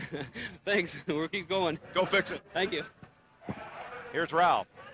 Well, you know, I've seen some crazy-looking contraptions in my days around a racetrack, but Doug DeMocas, I don't think I've ever seen anything as nutty-looking as this. What have you done now? Well, it's another 3-wheeler with a roll cage on it, and it's not meant to be any kind of safety device. This thing is very unsafe. If I were to come unstrapped in this thing as I'm doing a roll on it, it'd probably break my neck. I got a lot of steel around me in here. And, well, I made it on the high wire thing, man. I feel really good about that, so I'm going to go out there and bust a little booty on this thing. Well, now, I don't know a whole lot about roll cages, but if you'll sit upright, I do know that the head is supposed to be below the cage. Yeah, you got to be all stooped down in here. You got to really crouch down in here and cinch down the belts. My whole show, I have a 20-minute show, right? Choreographed music, the whole routine. And the thing I do before the high wire usually is a rollover. And a lot of times, I'll come down square in my head, and I know I got a slight concussion, and I go up those cables, and man, I mean, woo! And you got belts in here just like Kyle would have in his race car. Yeah, same thing Spanky's got, same kind of belts. You know, I'm buckled in here really nice and tight and stuff like that. And You know, we got a nice crowd out here tonight. So we'll go out there and I'm going to try to roll this thing about 3 or 4 times, see what we can get out of this thing. Kyle, I don't know. 5-point harness and a roll cage that doesn't cover your head. What do you think of that? I'm not sure about that. I'm not sure about a roll cage on a 3-wheeler anyhow, but I'm going to tell you what. Doug DeMocos on a 3-wheeler, a 4-wheeler, or a motorcycle, it doesn't make any difference. He can do incredible things with these things. He has wheelied over the LA Coliseum. He's wheelied on the Great Wall of China. Performed in Russia and the wheelie across America. Now, I can't even imagine what this thing does. I've seen this act before, and it's an incredible act. He just tries to roll over as much as he can, and that's basically the gist of it. But you can see, I mean, he has played on these toys all of his life. He can ride on the back wheels on just about anything there is, and he'll take this thing, and it's just part of his show. And like he said, he's got a 20-minute show that's choreographed the music that he puts on at high schools and elementary schools and with other civic organizations, and it's the virtues of staying away from drugs and what you can do if you want to. See, right back on the rear wheels, and he stops the thing on the rear wheels. It's not that it rolls all the way over to the front wheel, it stops on the rear wheels. He picks up the throttle and drives it off. What kind of equilibrium do you have to do this? I mean, kind of a lot of things do you have to do What this? kind of imagination do you have to come up with something like this? That's what amazes me as much about Doug as anything else, is he's just having a blast doing it. As you've seen in the interviews and stuff, he just has a good time out here. He enjoys being out here and being in front of the crowd, doing what he loves to do, is ride motorcycles, ride 3-wheelers, and do things for the fans and for the people to watch. And, you know, it just happens to be the night that he's breaking records, and he's pretty cool about that, too. You know, he was joking that he was going to take this thing up Ernie Adams' ramp and roll it back down. Once, twice. Look at him shake his head as he comes over. Now he's going to try to do 3, like he said before. He's going to try to get 2 or 3. And like he said, you can see now, if he didn't have the 5-point harness on, and didn't have the safety harness on, it could absolutely pitch him right out and roll right over onto him. 1, 2, 3. Let's see here.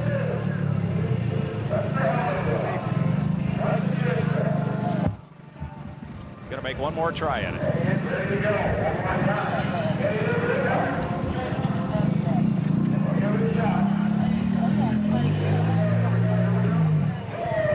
Once, twice. No, he only got 2 out of there. Well, 2 out of 3 ain't bad. Let's check with Ralph. He's with Spanky Spangler.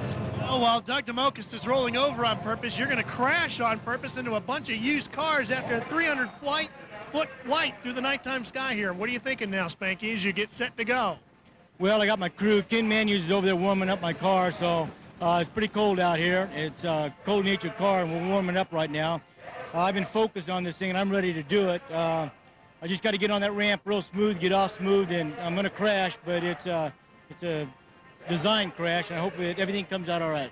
Now, you do a lot of things inside the car to help cushion that impact, like putting foam inside your lap. Yeah, I have foam. I'm wrapped in foam. I have a roll cage. I have to protect myself in the roll cage. I could get into a barrel roll out at the other end. I have a helmet that has straps on both sides, locks my head down. We do quite a few safety factors in the car so we can make this possible. Now, you've been watching the weather conditions and the wind as well. What do you think? Is it going to be okay? Well, it's pretty windy. The wind's to my back right now. As long as it stays to my back, I'm going to be all right. Even if it gets a little bit to the side, we're here to do it, and I want to go for it. Spanky Spangler getting set to launch himself through the Topeka night sky, Mike.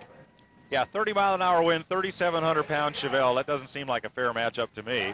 But that flag is out straight, and it has been since we came on the air here in Topeka.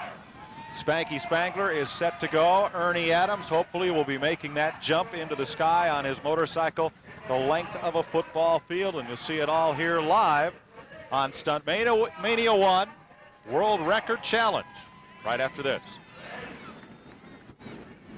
Stunt Mania, the non-stop spills, thrills, and chills. The most amazing stunt event ever. Dazzling, death-defying daredevil. And now, Stunt Mania invites you to take a part of this history-making event home with you. Take a look at this. It's the first ever officially licensed Stunt Mania t-shirt, Stunt Mania hat, Stunt Mania patch, and Stunt Mania pin, all for just $29.95. Don't miss out on the action.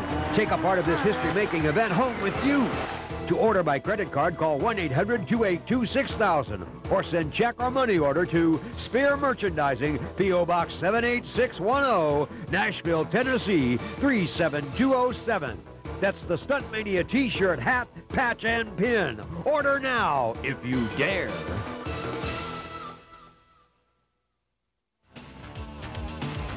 Welcome back to Heartland Park here in Topeka, Kansas. Stunt Mania won the World Record Challenge. Mike Joy with Kyle Petty. Ralph Shaheen is down trackside along with Brett Kepner, and lighting up the night sky is Tim Arfons. And there's the look at the landing ramp. Semifinal round, Nightmare, 80 feet 5 inches. Equalizer out with engine trouble. Carolina Crusher, 108 feet 6. That's third longest. Dragon Slayer, 98 feet 3. And Tim Arfons has his own jet. Not much of a monster, but it is a truck. What's with this? I don't know. I don't even know where you would get a jet engine to go in something that small. He has got some magic. Well, I would like to grow up in that household. Yeah. Just to be able to hang out and play with these toys. He did. He took a jet ski, Kyle, and he put a cruise missile on it to power it. That's incredible. That sounds like a James Bond movie. You know what I mean? Where you just take a cruise missile, jump on it, and blast out across the water with it. Look at this thing shoot that flame.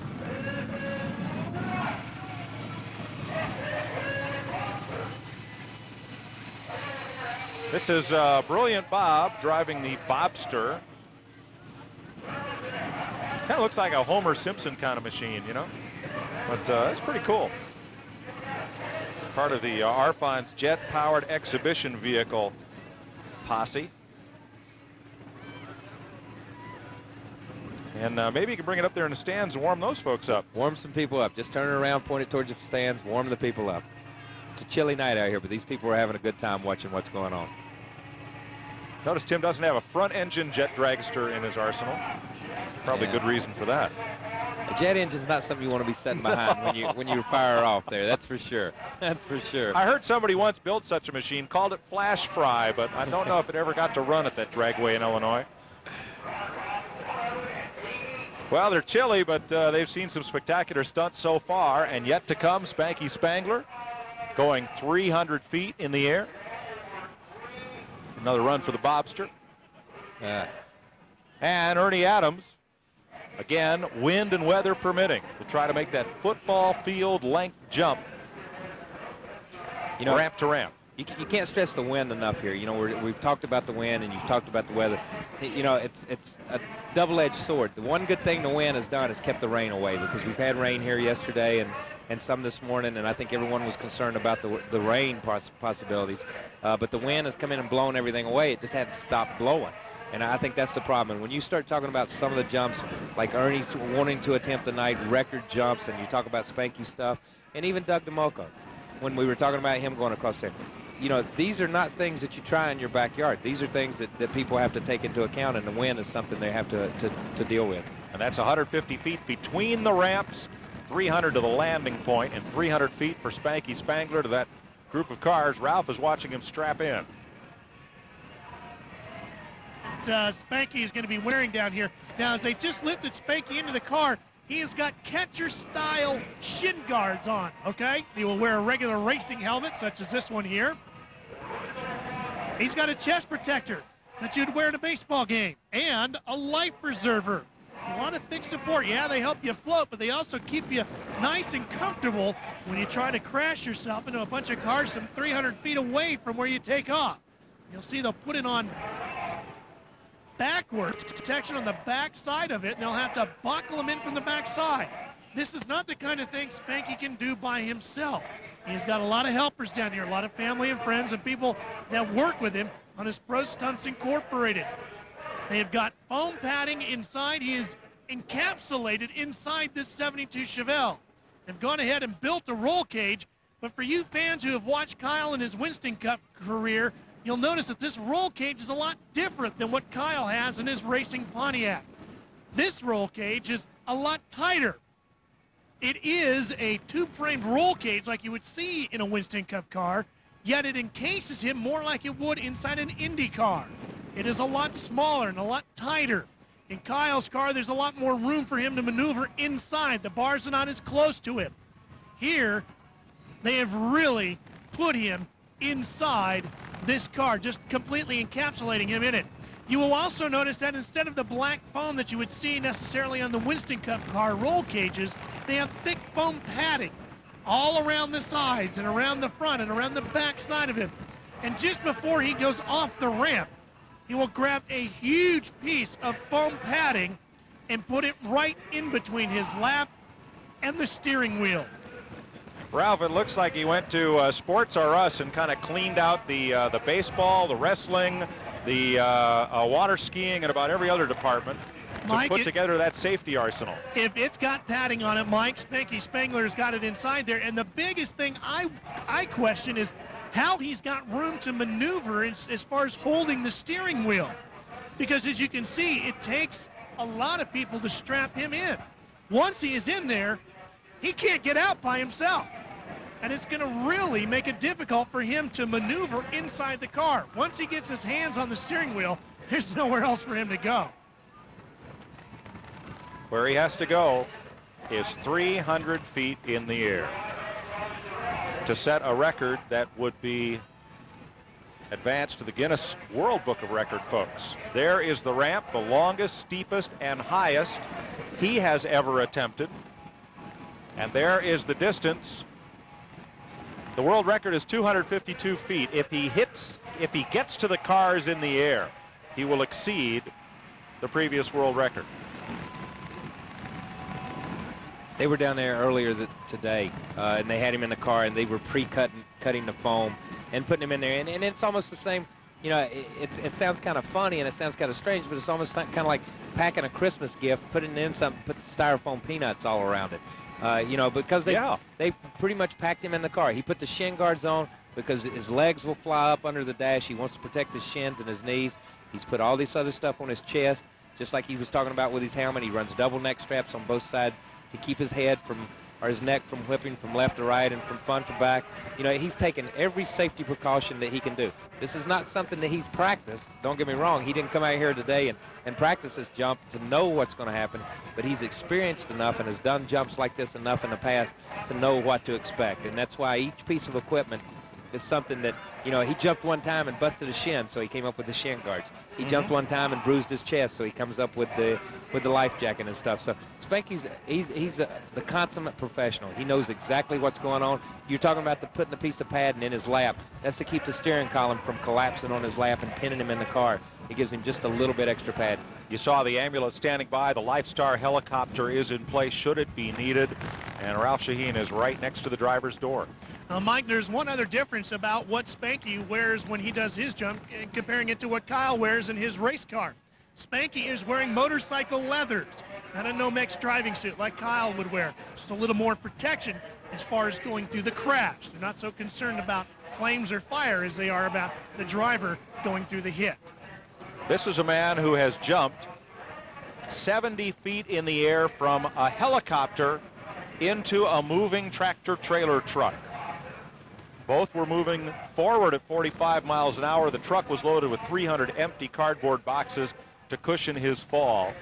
He's executed over 3,000 high falls, as much as 200 feet, top to bottom, 285 feet on the show You Asked For It in Mexico. And I'm going to tell you, you know, Ralph's down there with him. His whole family's here. You know, you can't stress how dangerous this is. This is not something that happens every day. You know, Stunt Mania is not something that goes on every day. It's something special. And like we said at the top of the show, these guys have come out here not to break records. They've come out here to shatter records, to set new standards. And like you talked, you know, the Guinness Book of World Records. These guys want some credibility for what they do, for the profession. You see this stuff happen all the time, but they want some credibility to their profession to say, you know, this is legitimate stuff. This is an art form. We're trying to make something out of it. Kyle, the two people that are helping him get strapped in here, when they're pulling down on the Simpson belt here, he's got a basic 5-point harness, just like you have in your car. They are pulling so tight, you can see Spanky actually grimacing as they pull the air right out of him. Now, do you wear your belts that tight as well?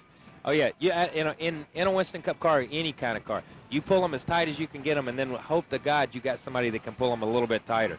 Because even during a race, like we're in a race, we sweat out fluids, so you get smaller during the race. So you have to tighten them. You'll hear spotters and stuff during the race say, make sure you're going green again after a caution, tighten your belts one more time, and you've never even loosened your belts. But in this case, he's got some of the best equipment there is. The Simpson safety harnesses is what everybody runs in the Winston Cup stuff and in the IndyCar stuff. And you go over here to the local short tracks and the truck racing and everything else. Simpson is the first name in safety equipment as far as this kind of stuff we do. And it's transferred over to this kind of stuff. And you were talking about the motorcycle pads. He's wearing a motorcycle set of leathers. That's because they have built-in padding already in them, where a Winston Cup suit is flame retardant, and you're not so much worried about the blow you take as much as you're worried about getting out of a fire. The leather stuff is just that extra little layer of padding, and sometimes that's all it's going to take. And like I said before, when you looked at the stuff that he was putting on, he's taken every precaution that he could possibly think of to help protect himself. Now, in that last shot, you got a good idea of the length that he's got to go, that 300 feet from one end of the ramp to where these cars sit. The gas tanks and the engines have been removed, so they provide as soft as possible a landing surface for Spanky Spangler. Mike, I'll tell you what, if they pack Christmas gifts as well as they packed in Spanky Spangler in here, everything would get to where you were shipping it just fine. You could put an egg in this car right now, and it would come out of this thing unscathed if it was packed in the way Spanky was. Well, the thing we have to remember, the softest thing in that car right now is what's inside of Spanky Spangler. No matter how tight you get those belts around his skeleton, what he's got to worry about is his body surviving the force of that impact. Brett? Let's check with Brett. I was just going to bring up, gentlemen, that the one thing that we're also talking about here is something that Kyle Petty knows well about, and that's negative G-forces. Keeping in mind that with all the other jumps, and we need to stress, this is a world record attempt. This is the longest anybody's ever attempted to jump a car over anything and land. The fact that he is going to be experiencing world record negative G's when he lands means that this thing is going to be in a 100-mile-an-hour crash. And obviously, you brought up a great point. The internal organs cannot be restrained. G-forces increased by the rate of G's, that weight of that internal organ. In other words, a 3-ounce eyeball at 10 G's weighs 30 ounces, and that's where the internal damage comes from. But the impact that he's faced with here is going to be a record in itself. I wonder, Guinness doesn't recognize the Rusty Wallace or Kenny Schrader jumps because they didn't take off from a ramp. Yeah. But you talk about air and hang time and impact force. And, that's right up there. Let me be the first to volunteer for the new Guinness negative G-force record. How's that? I wouldn't want to be volunteering for that one. As long as it's a rental car, I'll drive it into anything. How's that? Okay, that's cool. That's cool. The Guinness folks have sent us the guidelines for this jump. It involves driving a car up a ramp, going through the air, and the Guinness standards include landing on the ground or a ramp at the far end. No added flying aids on the car, and for the jump that's recognized in the book, the car must be right side up and the driver in such control that he's able to drive it further. If the car hits the ground, the point of impact is the distance of the jump. Signed statements of authentication by 2 independent persons of some standing in the community, confirming that all the above rules have been adhered to. Independent corroboration in the form of local or national newspaper clippings, photographs, or transparencies, and the distance must be measured with a steel tape. So we indicate this would be a subset of the current Guinness record because he's landing in a pile of cars and not on the ground or a ramp. But the current distance, 232 feet is the current ramp-to-ramp jump distance. If he gets to the cars, he will have a record, and he is shooting for 300 feet, the length of a football field, as will Ernie Adams on that motorcycle, wind permitting. Now, there's Ernie getting his motorcycle up to temperature, and shortly they'll make a determination as to whether or not the wind gusts are too strong for his jump. The top of that ramp is so narrow that if he is blown the least little bit off course, he could end up in the grandstand, much less on the landing ramp. I tell you, we were talking earlier about Spanky's deal, and you brought up a great point here. you know, it's the negative G's that he's going to be pulling when he stops. And Winston Cup racing, we had this stupid stand, but it's a true stand. It's not how fast you go, it's how fast you stop. Ooh. And, you know, and that's what hurts you. It's the final blow. It's the final thing. And, you know, I think Spanky, we're talking about setting a record here. Obviously, he's going to have to come off the ramp a lot faster than he's ever come off the ramp. And as he comes off the ramp, he's going to stop a lot quicker than he's ever stopped. How about this helmet cam on Ernie Adams? Now, he's got a Speedo on that bike, and he's going to have to be doing, they say, 93 miles an hour is his launch speed at the top of that ramp. Eddie Gossage with him. There, Eddie, the general manager of Texas International Speedway, has been with Ernie since the start of his career. They're jumping at fairgrounds and even in fields in Tennessee 19 years ago. And I tell you, Ernie wants to make this jump incredibly bad. He's really relaxed. He's really calm about it.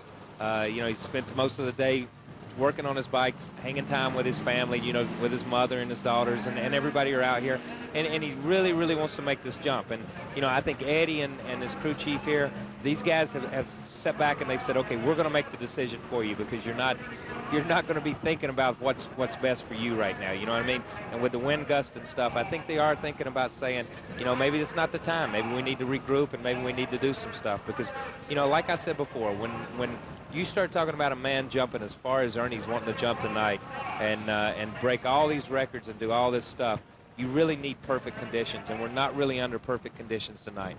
Also with Ernie in that shot, Richard Kirkpatrick, his crew chief, and also helping him out, Bobby Butler and Wade Adams. I think he's just riding around right now with a hammock cam, getting he's having fun with that. Yeah, getting everybody he knows on TV. He just wants to make everybody a star right now. Now, those are the fellows that worked on this scaffold, spent 4 days putting it up here. I wish he could have had that shot again as he looked back towards the exit ramp or the other way. He's in front of the landing ramp right here talking to these guys. When he turned around a minute ago, you could see the ramp that he'll be going off of, and you could see really how tall it is because he's right under it right now. Now, these fellows even voluntarily extended the safety section of the landing ramp for Ernie. He did a triple jump at Charlotte Motor Speedway that I saw in 1989 that was just unbelievable because the landing off his 100-foot jump began the ramp up for the 125-foot jump, and when he came down from that, he landed on a ramp that began the jump of 150 feet, over 24 cars on that triple jump in one run at the Napa Auto Parts 500 at Charlotte Motor Speedway, 1989. Yeah, he ended up down there in the first corner right in front of the condos, waved to the crowd and rode off, and that was the end of it, like it was no big deal. He has done this, you know, he's done this for, like you said, 18, 19 years. He knows what to expect, and, you know, but a wind gust, you know, just like Doug DeMunk has talked before, a wind gust of 25 or 30 miles an hour at the peak of a jump or at the wrong place could blow you just far enough off course to really mess you up. I wonder if he's talked to Doug, because Doug is the only fellow who's been up there in the air at 30 feet altitude. The top of Ernie's ramp is 44 feet. It can give him a good idea what those wind gusts are. Now, there's Spanky Spangler has done a couple of drive-bys here in front of the crowd, checking things out with that Chevelle. You know, these guys have so much technology at their disposal now. You know, Doug was out there before, or excuse me, Spanky was out there before, and so was Ernie, with radar guns. Because they take everything out of these cars and everything off these motorcycles, and they know how fast they need to be running, and they were out there with radar guns earlier in the day, checking their speeds, trying to get things, checking wind gusts to see what the wind gusts were and stuff. So, I mean, these guys have checked everything they can check. Charlotte Motor Speedway, October 1989. 100 feet. On to the next ramp. 125 feet. Nose first. And finally, at the end of pit road, 150 feet over 24 cars. Wave to the crowd and a very happy Ernie Adams. And I'm going to tell you what, as you saw him go down pit road right there, I was standing next to pit wall, standing there watching him, pulling for him to make that jump. Eddie Gossage from Ernie Adams' helmet cam. I think Eddie's telling him he's crazy right now. I think that was the hand signal. Not the first time he's told him that. No. Eddie and Ernie go back a long way here. Ernie's first jump, Lewisburg, Tennessee, 1975. He jumped 10 cars. And barnstormed around Tennessee, jumping in open fields and parking lots and county fairs. He's jumped at the Astrodome, the Superdome, Anaheim Stadium, the Kingdome, the Tokyo Dome, and as you saw at Charlotte Motor Speedway. And you used a great term there, barnstorm. And I think that's what these guys have done for so many years. They're wanting to bring some legitimacy to what they feel like is their sport and what they do. And that's why we're here tonight at Stunt Mania. We're trying to bring some legitimacy to what they're doing and try to give them some credibility, something they can pass along. At Long Beach, California, he jumped 181 feet, which was then the world record. Yeah, I think everybody remembers Evel Knievel. You know what I mean? When somebody says jump, everybody remembers Evel Knievel. I think what Ernie's going to do tonight and what he's done in the past and what he's attempting to do eclipses what Evel's done, you know, 2 or 3-fold in a lot of different ways. Here's Spanky on another speed run, trying to gauge the speed and the timing. Looks like he's got some like 90-10 shocks in the front of that thing.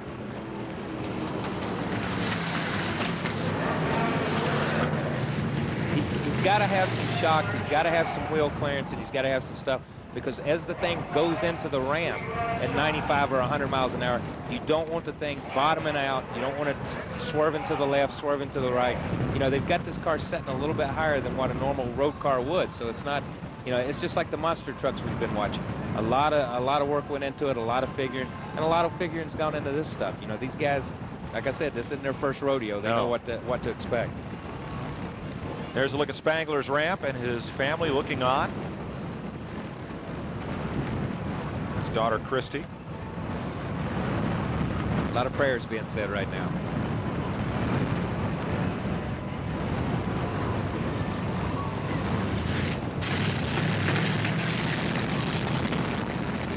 Spangler going back up toward the ramp. You know, you sit here and you watch this on TV at home, or you're sitting here in the stadium and you're watching this, and you know, things like this can go either way, and I think a lot of people come to see the excitement, but I think in the end everybody wants to see somebody step out of the car and wave to the crowd and go home with their family, and I think that's what everybody's praying for right now. In the service, no surprise, he was a parachutist, jumper in the Army. And one of his most notable stunts was the notorious sky crash in the Houston Astrodome 16 years ago. 2 guys flew through the air off ramps in identical red Chevy Malibus and crashed midair head-on at 50 miles an hour. He was one of them. I'm going to tell you something. You have read off everything Spanky's jumped. I wish we could talk to his mother. I bet he jumped on the bed when he was young. Well, didn't you? Oh, everybody did, but I didn't. It didn't transfer into jumping 300 feet in a car. All right, Superman. Okay, you watched Superman as a kid? Yeah, definitely. Did you ever think you could fly?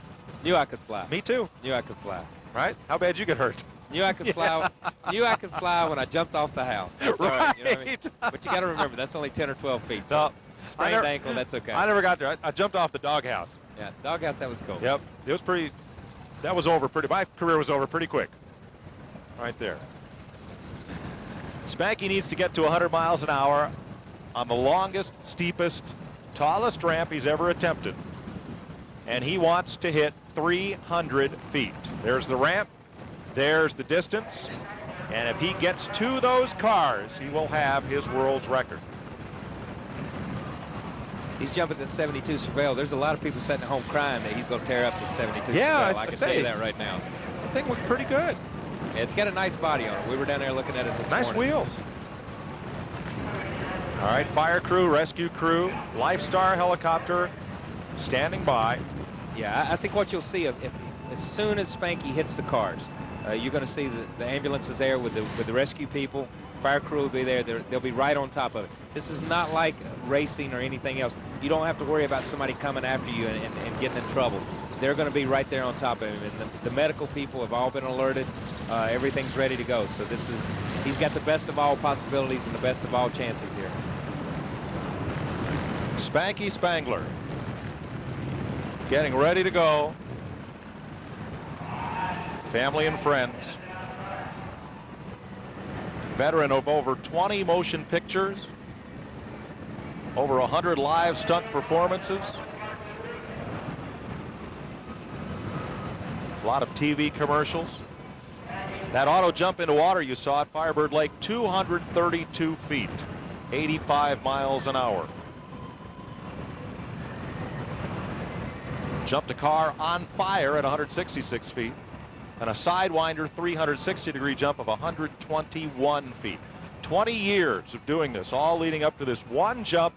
Spanky Spangler attempting to be the first man ever to launch a car the length of a football field in the air.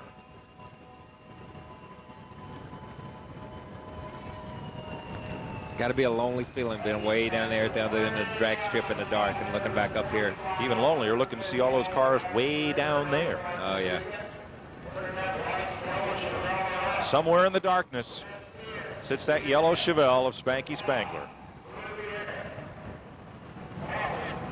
This is where when you get to that first turn there, I'd be hanging a right and headed out in the parking lot somewhere.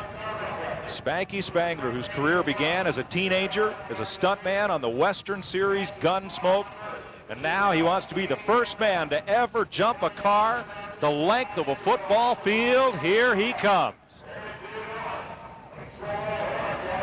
Picking up speed. He needs 90+ miles an hour.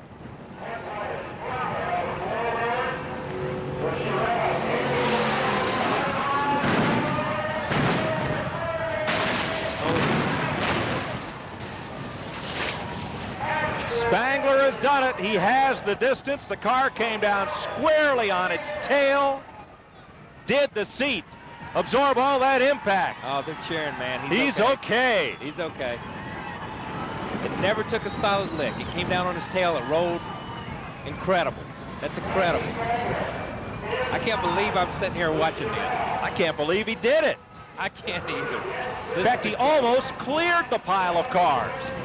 He was way past where he thought he was going to end up. Car on its roof. It'll take a little while to get him out of there. Family being informed that he's okay. You got to see the back of that car because that took all the damage. Oh, this is incredible. Look at how far that's pushed back right to the rear axle. Oh, they're going to roll it over. Here's the guys, the people that have helped him do this are picking this car up, physically picking this car up and rolling it over. Want to buy that Chevelle now? I'll tell you what.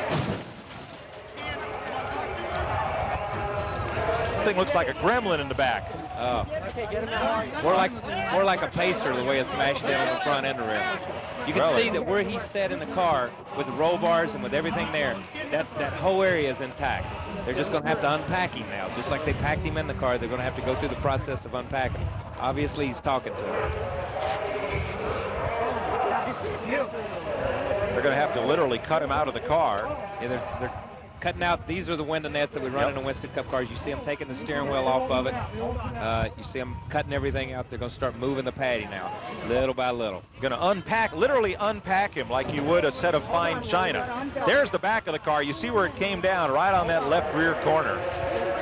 See the stuff, you see the smoke from the front. That's basically just the steam from the radiator. That's no big deal. That's just the steam from the radiator. But they've got all this stuff. See where they had weight packed in the back of the car so the car wouldn't nose over. Sure so did. that it would come down from the tail section. You see the sandbag laying there in the back of the car. A marvelously executed stunt for Spanky Spangler. Here's Ralph. Well, this is his wife, Candy, and you must be absolutely relieved at this point.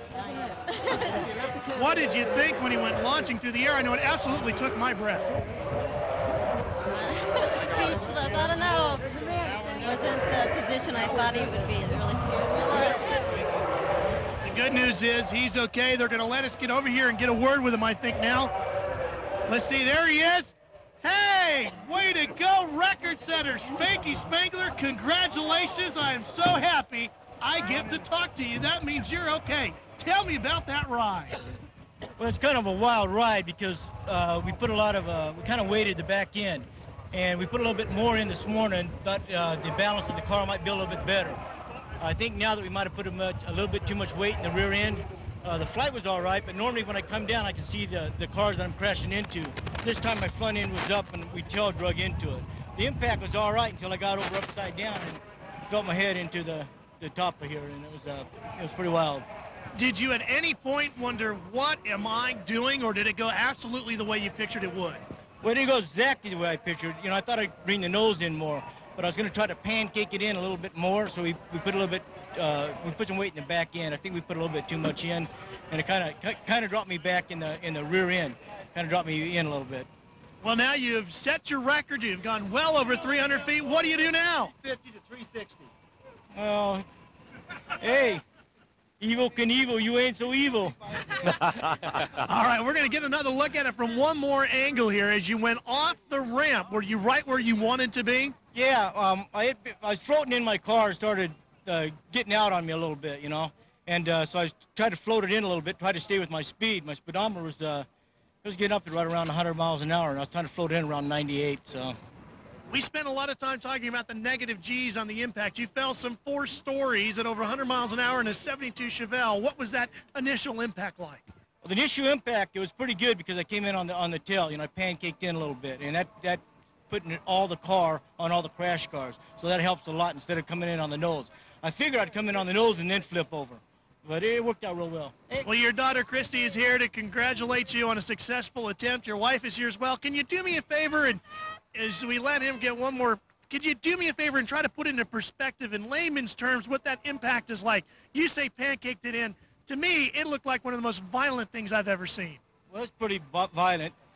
I have to take my hat off to all stunt guys that do this because it's a rough job, and there's just a handful of guys out there really do this kind of work, and it's not for everybody. It's for, I mean, I'm well protected. You've seen I had a crew and all the safety stuff that I wear. It's a dangerous job, and I'm just glad it came out. Is this the culmination of an entire career for you? Yeah, I've been doing this a long time, but just to launch one this far and just show everybody, I've been around a long time. I've been called the #1 stunt man in the world. I'm not like trying to prove that because all the stunt guys are #1 to me. I'm just out there trying to do a job. And we got to see it live here on Stunt Mania. Absolutely amazing. The one thing that Kyle, that I can't believe is this car almost blew over. He almost came down on his roof, and that would have had disastrous consequences. Yeah, that would have been very, very bad. That would have been just terrible. Okay, but as you see the car, the car takes off, and as you see, like he says, the car comes down, and it comes down on the tail. This is the best thing that could have happened to him, because as the car came down, the impact was all on his back, solid on his back. As he sits in a Winston Cup thing, you never get hurt in a Winston Cup car in an accident if you back one in most of the time, because you've got, it's like having a backboard behind you. And so as he came down, it took that blow first, then the car began to roll and dissipate the energy. And as it dissipated the energy, like he said, he hit his head. But, you know, it's incredible to think that, you know, 10 minutes ago or whatever, this man was up in the air, and all of a sudden we're talking to him. Brett, what's the distance? Brian is down here, the official ground crew band with, remember, this is not the official Guinness measurement. This is just to give them a baseline of where to make the official measurement with the survey equipment. It looks to me, gentlemen, like 327 feet, 1/2 inch. 327, 1/2 inch, folks. Unbelievable. Well, Spanky will be able to claim his world record. Of course, there will be an official measurement and a submission to the Guinness Book of World Records. And jumping from a ramp to a pile of cars is not a record that at present they officially recognize, but it is one that will be submitted for consideration. Look, he is completely unhurt. There's Ernie. Congratulations. These guys have been inseparable the last day or two, talking to each other, seeing how everything's going. This thing is so windy for me. It's pretty windy, and the wind is starting to cross up a little bit now. If you try to make that jump, I mean, it's going to blow you off this ramp. You're not even going to get halfway across. I think the wind's way too bad. What do you... Hey, you know, it's just not the right elements for us right now. It's too windy. You scared me worse than wind. The wind was scaring me now. Hey, I'd rather do it and watch it. But there you go. There you go. That's pretty windy, man. I don't know, because you're way up there, and that wind's really catching if they're really bad. It's not even going straight. It's blowing in twirls and stuff, man. I don't know. And it's carrying you. It carried you a lot further than you were supposed to be going, bro. I don't need to go further than that. We have to hit ramp. If we don't hit ramp, I'm really in trouble. Yeah, there's just too much wind. I don't know, but I would, you know. Let's have the final. Let's see what the wind does. Give it the last chance. Well, if it stays like this, you know, you got problems. No, we don't have problems because we'll just have to do it later. But we will do it later. We've been working. This guy has worked for me. Excuse me, I got to hug this man. This man's worked with me for 5 years. He is one of the reasons that Stunt Mania 1 is happening. And he could be the reason I'm going to be around for Stunt Mania 2. We're stunt guys, we're not daredevils. We're stunt guys with calculated risk. And And what we're doing out here is we're doing stunts that we know we can do, but we have the elements on our side, we can do them. If we don't, you know, we can't stop anything about this wind. You can see how bad it is. Look at my hair. And that was a world record. No one will touch that record for a long time unless Spanky comes back to do it himself. Won't be me, it might be my boy. Junior. However, However, this guy right here. But I can't let him do it. Bro. All right. Man, hey. So for right now, we're going to go on to the final round of the monster trucks, the 4 trucks that have run the final round, and then Ernie Adams and his crew will have a look at the wind conditions and see if they will permit his making what is already looks to be a death-defying jump. The ramp that Ernie Adams has to go up stands 44 feet high at the top. The span is 150 feet. And looking from our perspective, the top of that ramp is a very narrow landing for its first 100 feet, and then it widens out to what is actually the landing zone. But as Spanky was explaining, now there's the top of the launch ramp. Look at the narrowness of the landing ramp is only as wide as the launch ramp, and our cameraman's not waving that camera back and forth. That's the wind doing that. So when he gets down to the landing zone down here, the ramp is pretty wide. But if he gets blown off course at the top of that ramp, he does not have a 3,700-pound car and a roll cage surrounding him. So a decision will be made following the final round of the monster trucks on Ernie Adams' jump. But you saw that flag dancing in the breeze and the camera waving as well. If the conditions are like that, it's going to be very, very difficult to make that jump. Let's go back down to the monster truck pits. Here's Brett. Well, gentlemen, it's not just dancing around. I honestly think the wind may have been picking up here in the last 10 minutes. In fact, the sand in the monster truck pits has actually become a safety hazard for any of us around it. But standing next to me is a guy who at least can see again. What, did you break out the spares? Yeah, I sure did, Brett. You never did find the original glasses, huh? No, we did find them, and I had to put the lens back in. Okay, well, at least you got that part of it handled. Only 3 trucks are apparently coming back out. Right behind you is the first one, of course, Gravedigger, Dennis Anderson. Then your arch rival. Are you running last in this last round? Will you be the last one out? Yeah. Sure. Okay, so you will know roughly what you're going to have to do. Yeah, I will, Brett, and we made a few suspension changes, and you know, the way it has been all night, it's horsepower and acceleration. That's what the Dodge Ram has. Now, out of curiosity, did the suspension changes have anything to do with making it hook up a little bit better because it was spinning? No, we did the suspension changes trying to get some more height and a little more distance on if we have to make down here. If we have to make this final jump. So you're happy with the amount of power going to the ground? Well, no, I'm not. It's spinning, but I don't know what to do about that right now on that slick concrete. Okay, at least that I was correct when I saw it was spinning. Yes, you All right, bottom line, over 140 feet on the last jump. Is it going to take more than that on this one? 50 more feet of approach. Well, I don't know. We're going to wait and see, but our RPMs is up there, and I'm sure those guys are too. We're just about to run out of motor.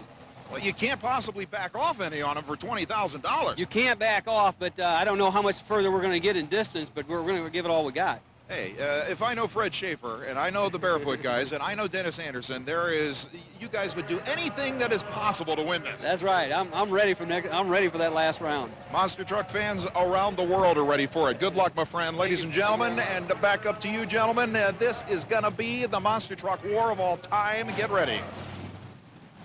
Thanks, Brett. Got you a nice deal on a late model Chevelle, only driven in 1 show. Wheels and tires still look good. Yeah, chrome's still on them. Yeah. Not many miles on them. Final round of the monster truck jump competition, and then it's decision time for Ernie Adams, folks.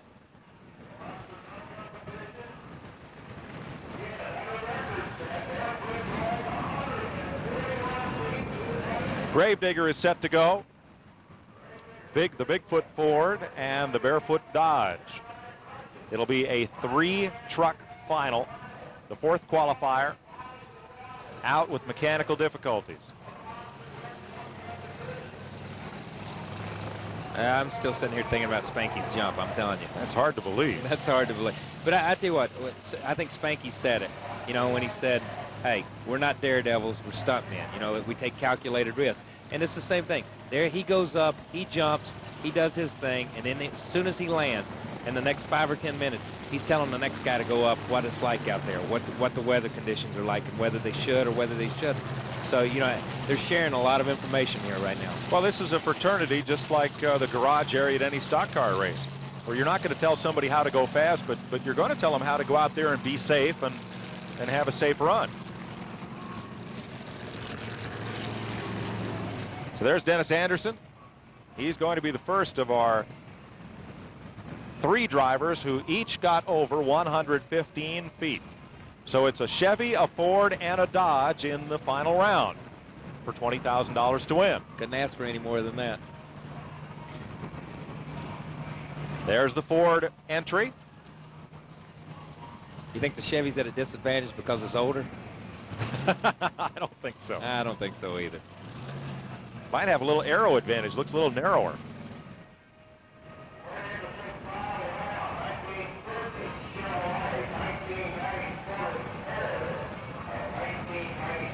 You know, the bodies now aren't as round as they were then. Everybody's talking about these new rounded bodies. Look how rounded. That's 1950. That's round. That's aerodynamic. Too bad they weren't racing then.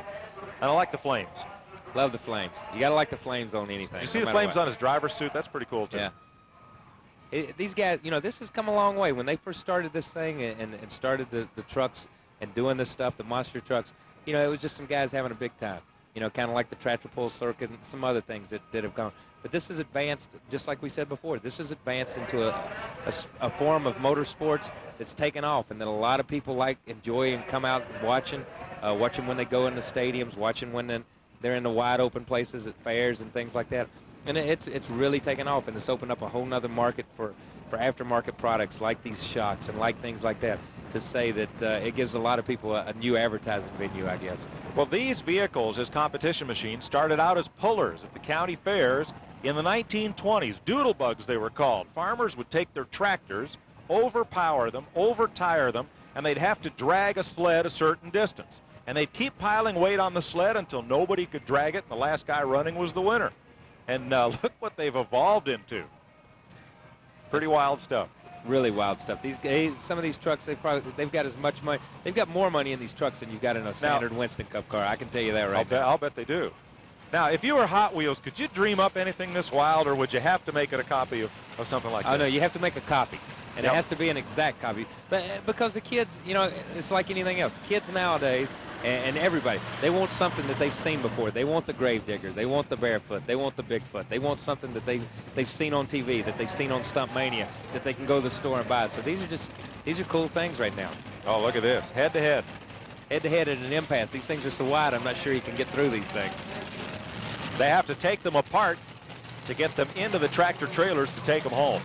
They are more than 12 feet wide, and those trailers are only 8'6" on the outside. You know, these are trucks, and like I pointed out before when we looked at the other guy, these trucks were built specifically for this. You see these guys, they're sitting in the middle of the trucks, and you know, he's sitting in the middle of that Ford, they're sitting in the middle of the Dodge, they're sitting in the middle of the Chevy. These trucks were tube frames specifically built for going over these things and doing these things. These are incredible pieces. There's the longest jumper so far. Fred Schaefer is on a nationwide spokesman for the Race Against Drugs campaign.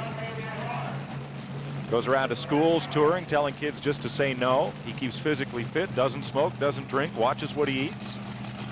And tells the kids that's the way you become a winner. Of course, having 1,500 horsepower doesn't hurt either. He's only got one bad vice. He likes jumping trucks 140 or 50 feet. Yeah, he's got that need for speed. Yeah. That's a bad habit to have. Dennis Anderson in the final round with Gravedigger, that 1950 Chevrolet body truck. It'll be Chevy, Ford, Dodge in this final runoff. This time they jump a little bit further. Do they get 200 feet on the run? 200 feet run up. Just checking for myself. I probably wasn't listening. No time to change gear in these trucks, so as Fred said, they may be out of RPM before they hit the ramp.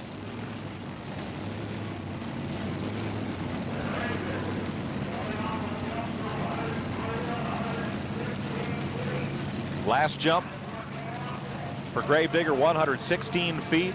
He needs 25 feet more to take the lead.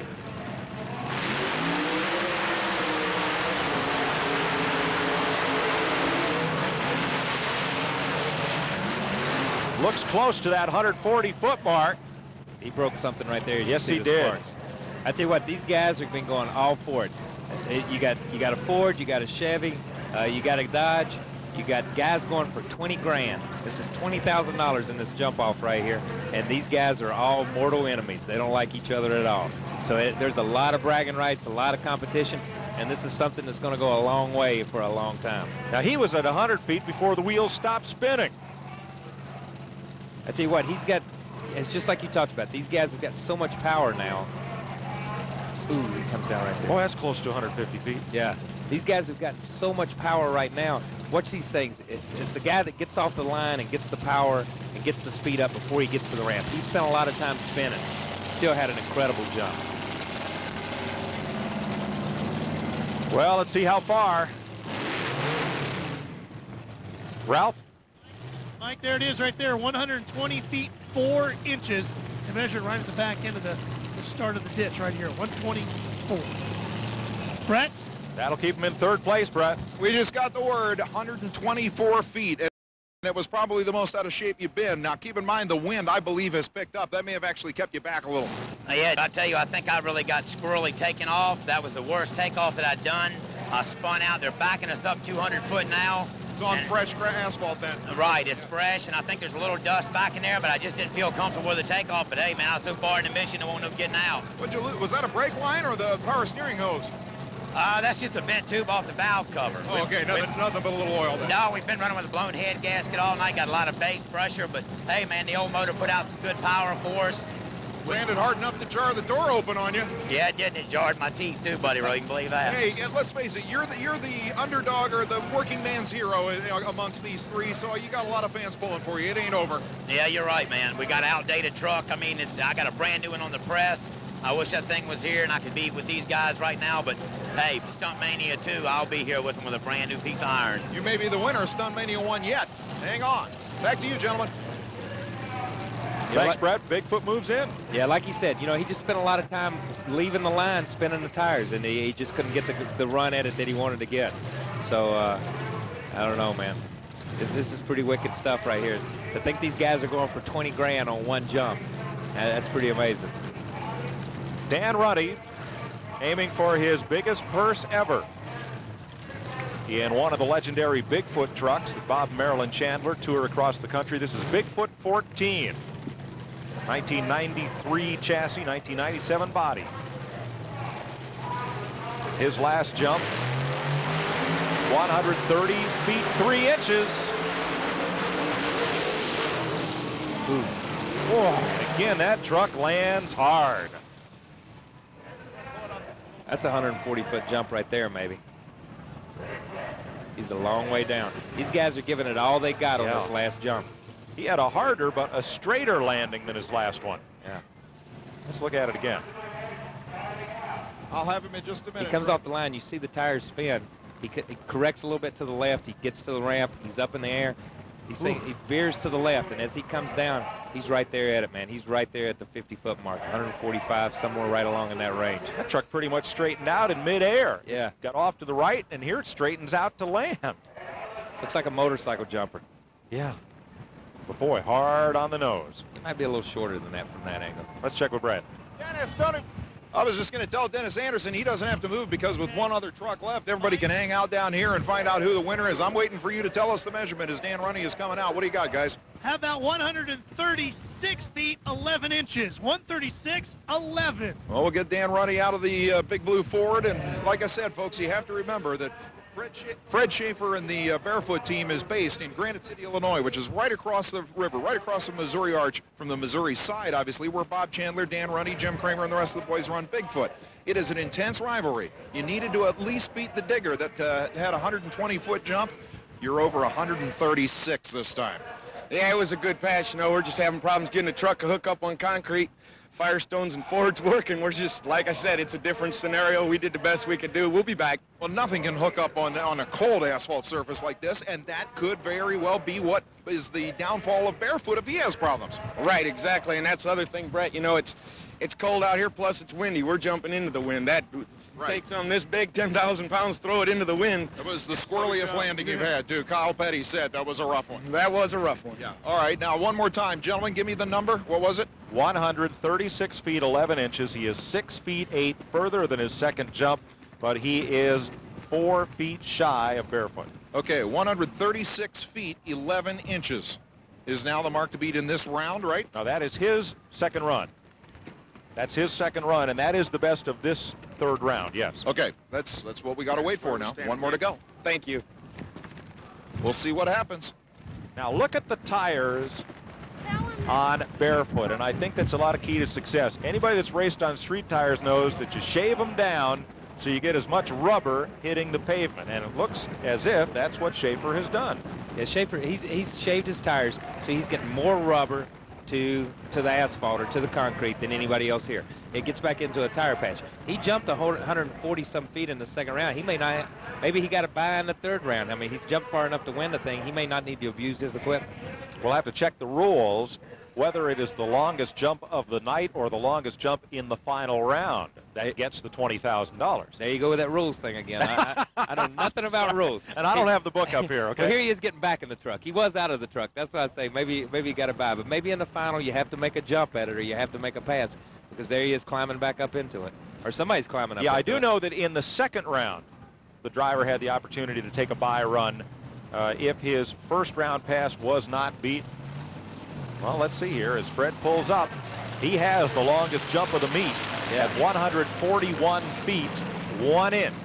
I think this is a victory lap for him right here. I don't think he's going to make a jump. I think you're right. He's waving at everybody. I think he's the guy tonight. He's got the long jump of the meet, 141.1. And it looks like that is going to be good enough to take home $20,000. Fred Schaefer of Pontoon Beach, Illinois. One of the pioneers of this sport back in 1979.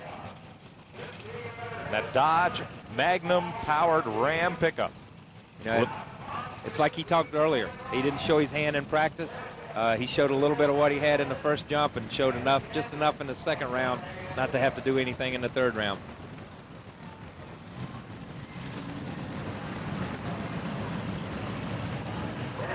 So we'll check with Fred, who has taken his truck back to the garage area. And then we'll check with Ernie Adams and see what the wind situation is there at the top of the ramp. So we'll take a break. We'll meet the winner of our truck jump competition, and we'll check on Ernie Adams to see if it's possible to make that record-breaking jump tonight. Stunt Mania. The non-stop spills, thrills, and chills. The most amazing stunt event ever. Dazzling, death-defying daredevil. And now, Stunt Mania invites you to take a part of this history-making event home with you. Take a look at this. It's the first ever officially licensed Stunt Mania t-shirt, Stunt Mania hat, Stunt Mania patch, and Stunt Mania pin, all for just $29.95. Don't miss out on the action. Take a part of this history-making event home with you. To order by credit card, call 1-800-282-6000 or send check or money order to Spear Merchandising, P.O. Box 78610, Nashville, Tennessee 37207. That's the Stunt Mania t-shirt, hat, patch, and pin. Order now if you dare.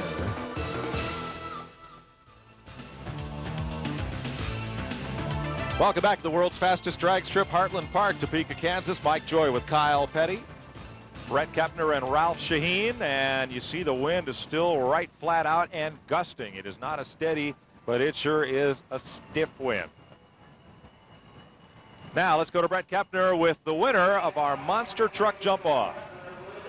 Well, gentlemen, it's not like he didn't tell us ahead of time about that showing the hand stuff. And Fred, the rules clearly stated whoever had the longest jump of the evening, period. That's why we had this last round, to give everybody one last chance with 50 extra feet to see if anybody could knock you down. When they didn't, you knew there was no reason to go out there and push it, I guess. This is our first one, Brent. We learned a lot tonight, and we're going to take this, and we're going to come back, and we'll bust that 141. Now, considering that you and the BIGFOOT guys and the rest of the group out there have been involved in this since the earliest days of the sport, since the early 1970s, obviously you are looking at a whole new form of racing these things. I mean, this was a first tonight.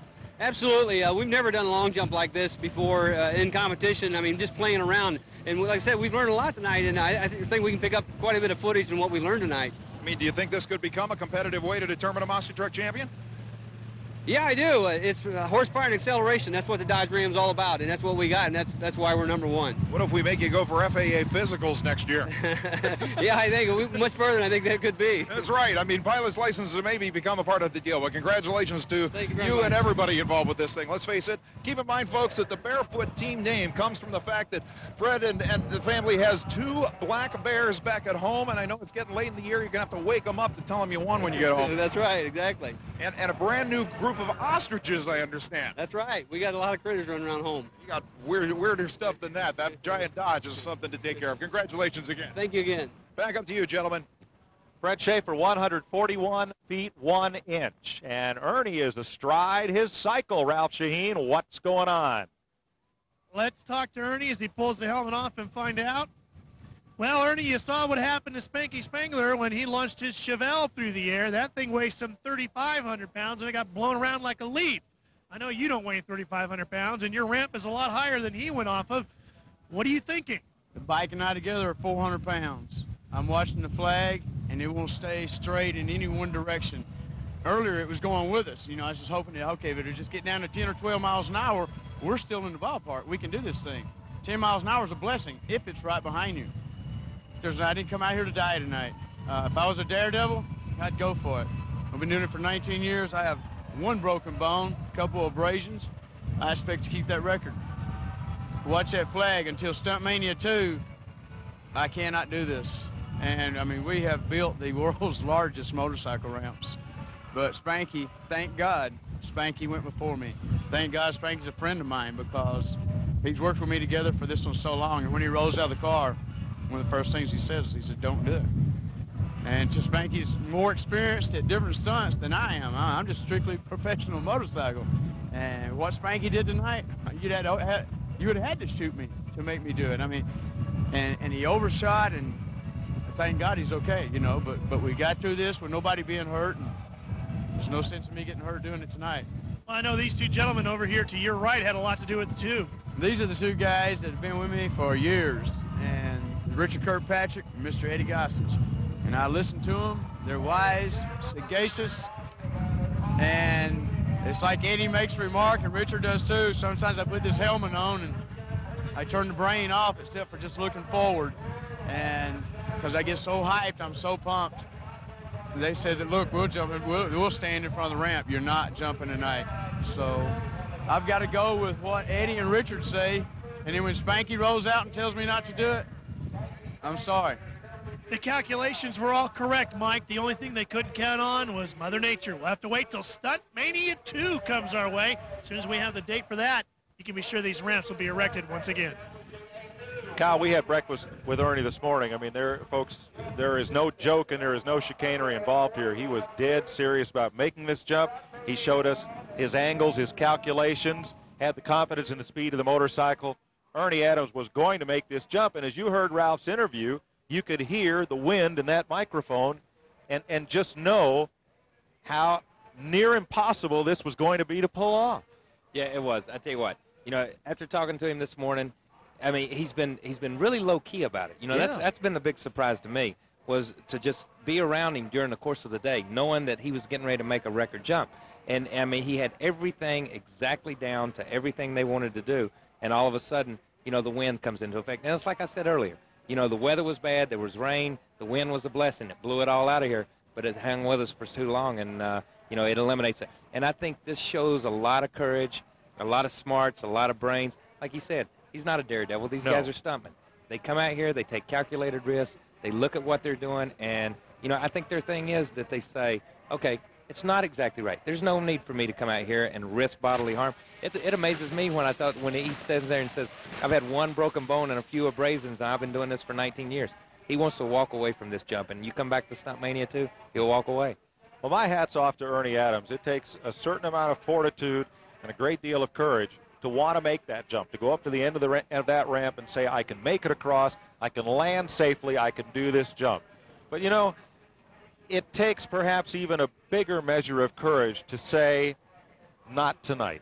I think it does. I definitely think it does. I think all of us, no matter what we do in life, have been in a situation where you were there and you said, should I do this? Should I not?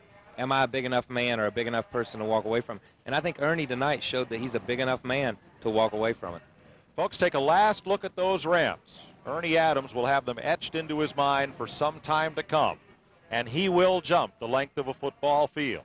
He will go off that 40-foot high launch ramp, and he will land somewhere on that great expanse of plywood someday. And we hope you'll be here to see it with us, hopefully on Stunt Mania 2. Everything worked but the weather tonight.